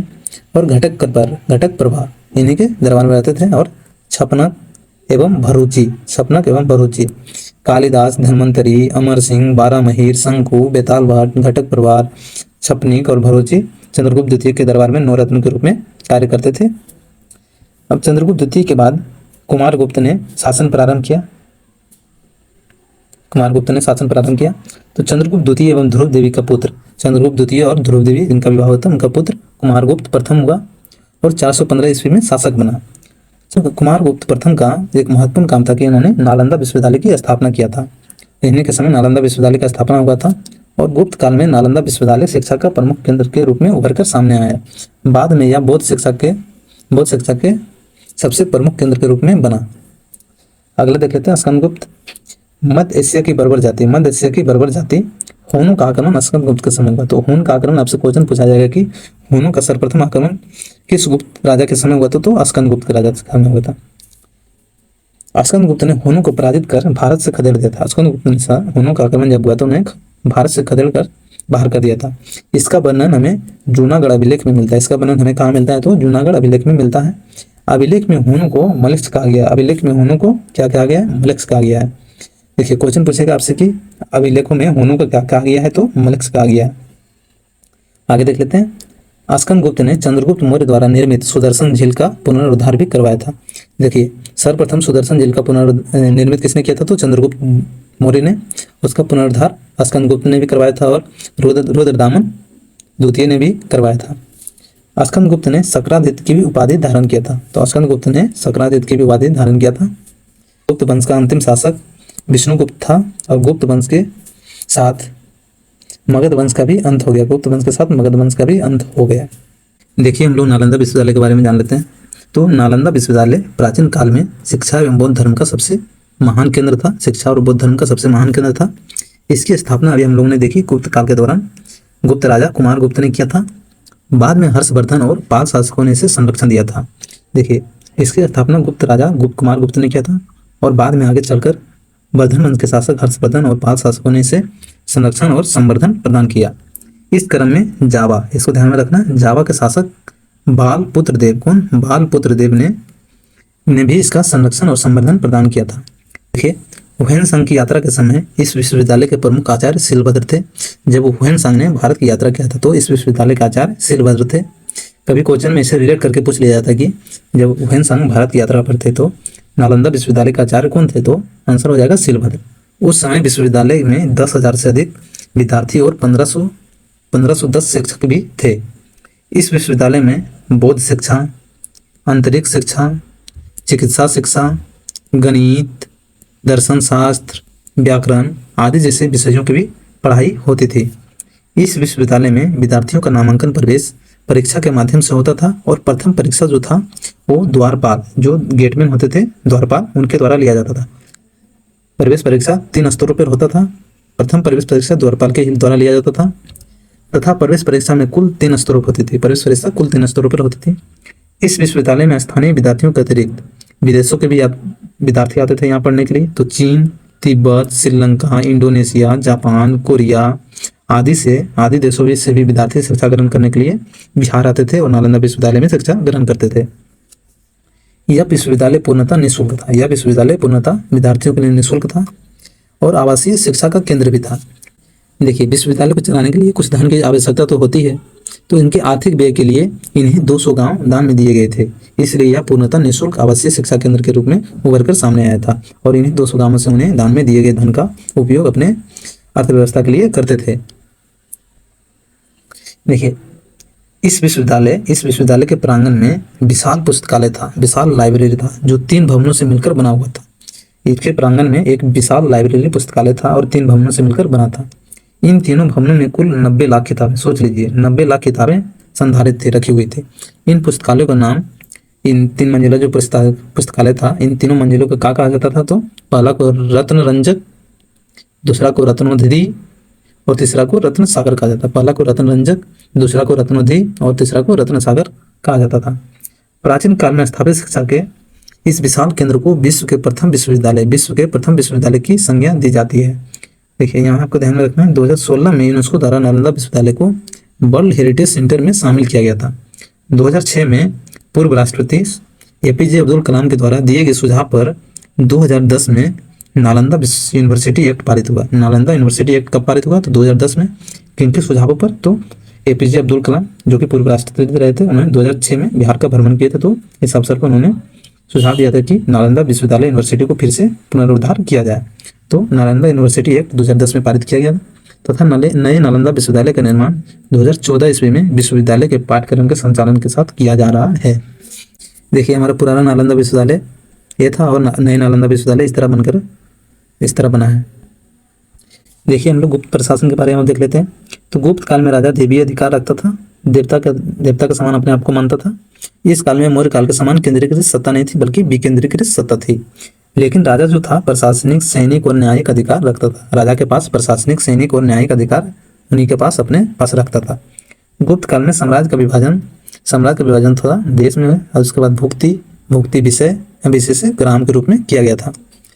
देश के प्रधान गोप्तक होते थे और भुक्ति के प्रधान उपरिक होते थे। इसको ध्यान में रखना है, क्वेश्चन बहुत बार पूछा गया कि भुक्ति के प्रधान को क्या कहा जाता, तो उपरिक कहा गया, और विषय के प्रधान को विषयपति कहा गया, विषय के प्रधान को विषयपति कहा गया है, तो ग्राम के प्रधान को ग्रामिक कहा गया, ग्राम के प्रधान को ग्रामिक कहा गया है। अर्थव्यवस्था देख लेते हैं गुप्त प्रशासन की। तो गुप्त काल में कृषि सबसे प्रमुख आय का स्रोत था। कृषि जो था गुप्त प्रशासन में, गुप्त काल में अर्थव्यवस्था का प्रमुख साधन था। कृषि पर 1/4 से 1/6 तक कर वसूला जाता था। कृषि के अतिरिक्त व्यापार उद्योग से भी कर प्राप्त किया जाता था। गुप्त काल में सबसे प्रमुख व्यापारिक बंदरगाह ताम्रलिप्त था। गुप्त काल में सबसे प्रमुख व्यापारिक बंदरगाह ताम्रलिप्त था तथा सबसे प्रमुख व्यापारिक नगर उज्जैन था। सबसे प्रमुख व्यापारिक नगर कौन था? उज्जैन था। गुप्त काल में स्वर्ण सिक्के को दिनार कहा जाता था तथा चांदी के सिक्के को रुपया कहा जाता था। देखिए, आपको बता दें कि गुप्त काल में ही सबसे ज्यादा सोने का सिक्का चलाया गया था, सोने सिक्का। देखिए, आगे देखते हैं हम लोग। देवपाल ने जावा इंडोनेशिया के शैलेंद्र वंशी शासक बाल पुत्र देव को नालंदा में बिहार बनवाने के लिए 5 गांव दान में दिए थे। तो इंडोनेशिया के शैलेंद्र वंशी शासक बाल देव पुत्र को नालंदा में बिहार बनवाने के लिए 5 गांव किसने दिया था? तो देवपाल ने दिया था। देवपाल के बाद बिगरापाल शासक बना, उसके बाद महिपाल शासक बना, उसके बाद रामपाल शासक बना और इसके बाद कई अन्य लोगों ने शासन किया। देखिए, पाल वंश के संस्थापक गोपाल थे और पाल वंश के वास्तविक संस्थापक पूछा जाएगा तो पाल वंश के द्वितीय संस्थापक पूछा जाएगा तो महिपाल हो जाएगा। हमारा कौन हो जाएगा? महिपाल। पालकालीन कांसे की मूर्तियां अपनी कलात्मकता के लिए काफी प्रसिद्ध थी। पाल काल में जो कांसे की मूर्तियां बनाई जाती थी वो अपनी कलात्मकता के लिए उस समय काफी प्रसिद्ध थी। धीमन और बिठपाल, धीमन और बिठपाल ने इस कला के प्रवर्तक माने जाते हैं। धीमन और बिठपाल जो थे इस पालकालीन कला के प्रवर्तक माने जाते हैं। अगला देख लेते हैं। अगला हमारा है कि प्राचीन बिहार इतिहास के विभिन्न वंश शासक एवं उसकी राजधानियां थी। प्राचीन बिहार इतिहास में जो भी वंश ने शासन किया था तो उनकी राजधानियां कहाँ थी उसके बारे में देख लेते हैं। तो बृहद्रथ वंश का राजधानी कहाँ था? गिरिब्रज राजगिरी, जो कि मगध राजधानी भी थी। बिंबिसार के समय गिरिब्रज या राजगिरी राजधानी थी। उदयन के समय पाटलिपुत्र राजधानी हुई। शिशुनाग के समय वैशाली राजधानी हुई। कालाशोक के समय पाटलिपुत्र राजधानी थी। नंद वंश के समय पाटलिपुत्र राजधानी थी। मौर्य वंश के समय पाटलिपुत्र राजधानी था। कुषाण वंश के समय पुरुषपुर या मथुरा, दो जगह राजधानियां थी, पुरुषपुर और मथुरा। गुप्त वंश के समय फिर पाटलिपुत्र राजधानी हो गया और पाल वंश के समय मुंगेर राजधानी था। देखिए, बृहद्रथ वंश से सबसे पहले गिरिब्रज या राजगिरी को राजधानी बनाया था। उसके बाद बिंबिसार जो कि हरियर वंश का था, उन्होंने गिरिब्रज और राजगिरी को अपने राजधानी के रूप में रखा था। जब उदयन आए थे उन्होंने पाटलिपुत्र नगर की स्थापना किया और उन्होंने राजधानी को पाटलिपुत्र स्थापित कर दिया था, स्थानांतरित कर दिया था। उसके बाद शिशुनाग आए, शिशुनाग वंश आया। शिशुनाग ने पाटलिपुत्र से राजधानी को स्थानांतरित करके वैशाली ले गया। उसके बाद शिशुनाग वंश के शासक कालाशोक आए जिन्होंने फिर से पुनः वैशाली से राजधानी को पाटलिपुत्र ले गया। उसके बाद नंद वंश का भी राजधानी वहीं रहा, मौर्य वंश का भी राजधानी वहीं रहा। कुषाण उसके बाद विदेशी आक्रमण हुआ तो पुरुषपुर और मथुरा राजधानी बना। फिर गुप्त आए तो गुप्त ने भी राजधानी को पाटलिपुत्र ही रखा था और पाल वंश ने राजधानी को पाटलिपुत्र न रखकर इसको मुंगेर रखा था। देखिए, प्राचीन बिहार के इतिहास के प्रमुख साहित्य। प्राचीन बिहार में जितने भी इतिहासकार थे या साहित्य, उन्होंने किस साहित्यों की रचना की उसके बारे में दिया गया, उसकी विशेषता के बारे में दिया गया, लेखक कौन थे और साहित्य क्या था। तो अर्थशास्त्र जो था उनके लेखक कौटिल्य थे, जिन्हें चाणक्य भी बोला जाता है। इसकी पुस्तक की विशेषता थी कि राज प्रबंधन के लिए विशेष प्रसिद्ध पुस्तक था। राज का प्रशासन कैसे चलाया जाए इसके बारे में अर्थशास्त्र में बताया गया था। बुद्ध चरित पुस्तक की रचना, साहित्य की रचना अशोक ने किया था। बुद्ध धर्म का महाकाव्य से कहा जाता है बुद्ध चरित को। और प्रज्ञा परमिता साहित्य की रचना नागार्जुन ने किया था। नागार्जुन शून्यवाद का सिद्धांत इसी पुस्तक में दिया था। प्रज्ञा परमिता में नागार्जुन ने शून्यवाद का सिद्धांत दिया था। सी यू की पुस्तक की रचना हुएनसांग ने किया था, चीनी यात्री हुएनसांग। भारतीय के यात्रा का विवरण इस पुस्तक में दिया गया है। इंडिका पुस्तक के लेखक मेगास्थनीज थे। मौर्य साम्राज्य का विवरण इसमें दिया गया है। मिलांदोपनो पुस्तक के लेखक नागसेन थे। इस पुस्तक में बैक्ट्रियन शासक मिनांडर और नागसेन के वार्तालाप का संग्रहण इस पुस्तक में, किसमें? मिलांदोपनो में। ललित विस्तार जो है कि बुद्ध की लीलाओं का वर्णन है। लीला से याद रख सकते हैं ललित। महावंश जो है श्रीलंका के राजाओं का वर्णन है। महावंश साहित्य में श्रीलंका के राजाओं का वर्णन इस साहित्य में दिया गया है। जातक कथाएं जो है बुद्ध के पुनर्जन्म की कहानियों के बारे में स्रोत है। जातक कथाएं बुद्ध के पुनर्जन्म की कहानियों के बारे में बताता है। आगे देखते हैं। देखिए, सामाजिक व्यवस्था के बारे में देखते हैं। गुप्त काल में वर्ण व्यवस्था जटिल हो गई थी। इस काल में वर्ण व्यवस्था जाति व्यवस्था के रूप में स्थापित हो गई थी। इस काल में जो था वर्ण व्यवस्था जाति के रूप में उभर कर आ गया था। इस काल में कई उपजातियों का भी उदय हुआ था। उदाहरण के लिए कायस्थ जाति का वर्णन पहली बार गुप्त काल में ही मिलता है। इस काल में छुआछूत के भी प्रमाण मिलते हैं। अशुद्ध जातियों को ग्राम से बाहर रहना पड़ता था, जिन्हें चांडाल कहा जाता था। इस काल में दास प्रथा का भी विकास देखने को मिलता है। मतलब सामाजिक व्यवस्था बहुत ही निम्न स्तर पर थी गुप्त काल में। गुप्त काल में महिलाओं की स्थिति भी पूर्व की तुलना में निम्न हो गई थी। गुप्त काल में जो था कि महिलाओं की स्थिति की भी गिरावट आया था।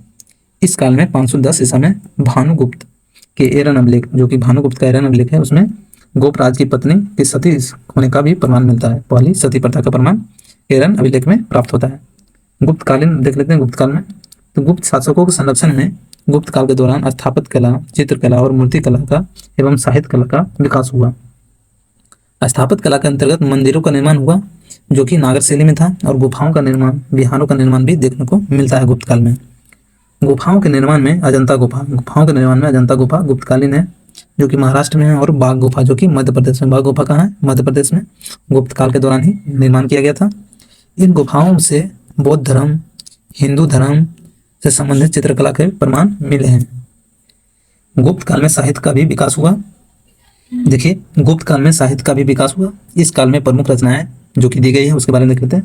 देखिए, सबसे इंपॉर्टेंट कालिदास की, इनके सभी पुस्तकों को ध्यान में रखना है। तो इनकी पुस्तक थी अभिज्ञान शकुंतलम, मालविकाग्निमित्रम, रघुवंशम, कुमार संभवम, मेघदूतम, ऋतु संहार और विक्रम उर्वशीयम।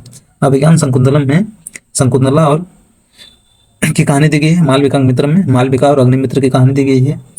ऋतु संहार में मौसम के बारे में जानकारी दी गई है, ऋतु के बारे में जानकारी दी गई है। और विक्रम उर्वशी में उर्वशी और विक्रम के बारे में इसमें कहानियां दी गई है नाटक के तौर पर।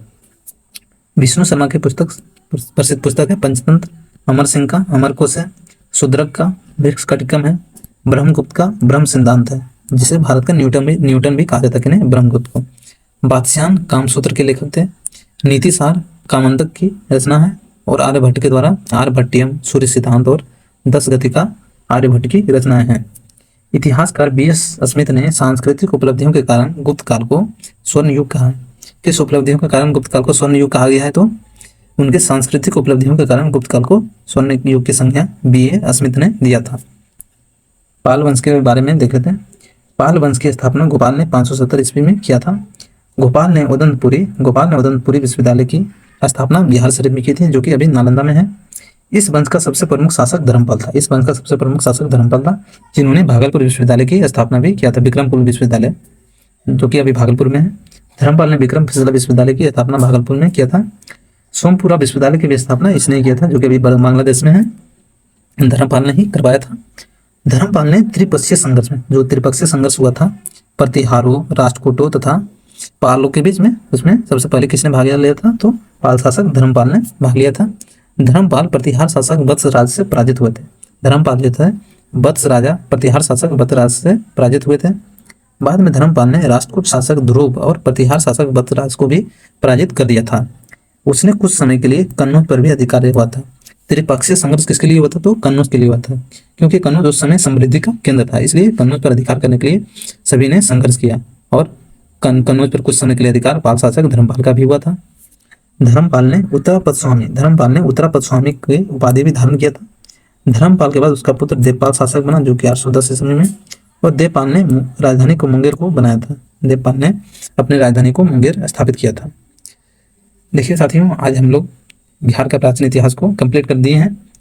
अगले सीरीज में हम लोग मेडावल हिस्ट्री का सीरीज, बिहार के मेडावल हिस्ट्री का सीरीज लाएंगे, जिसमें हम लोग उसको पूरा टॉपिक को पूरी तरीके से कंप्लीट करेंगे। चलिए साथी, आज के लिए वीडियो को यहीं अंत करते हैं। तो वीडियो अच्छा लगा हो तो आप लोग अपना फीडबैक जरूर दीजिएगा, कमेंट में लाइक कर दीजिएगा, सब्सक्राइब कर दीजिएगा।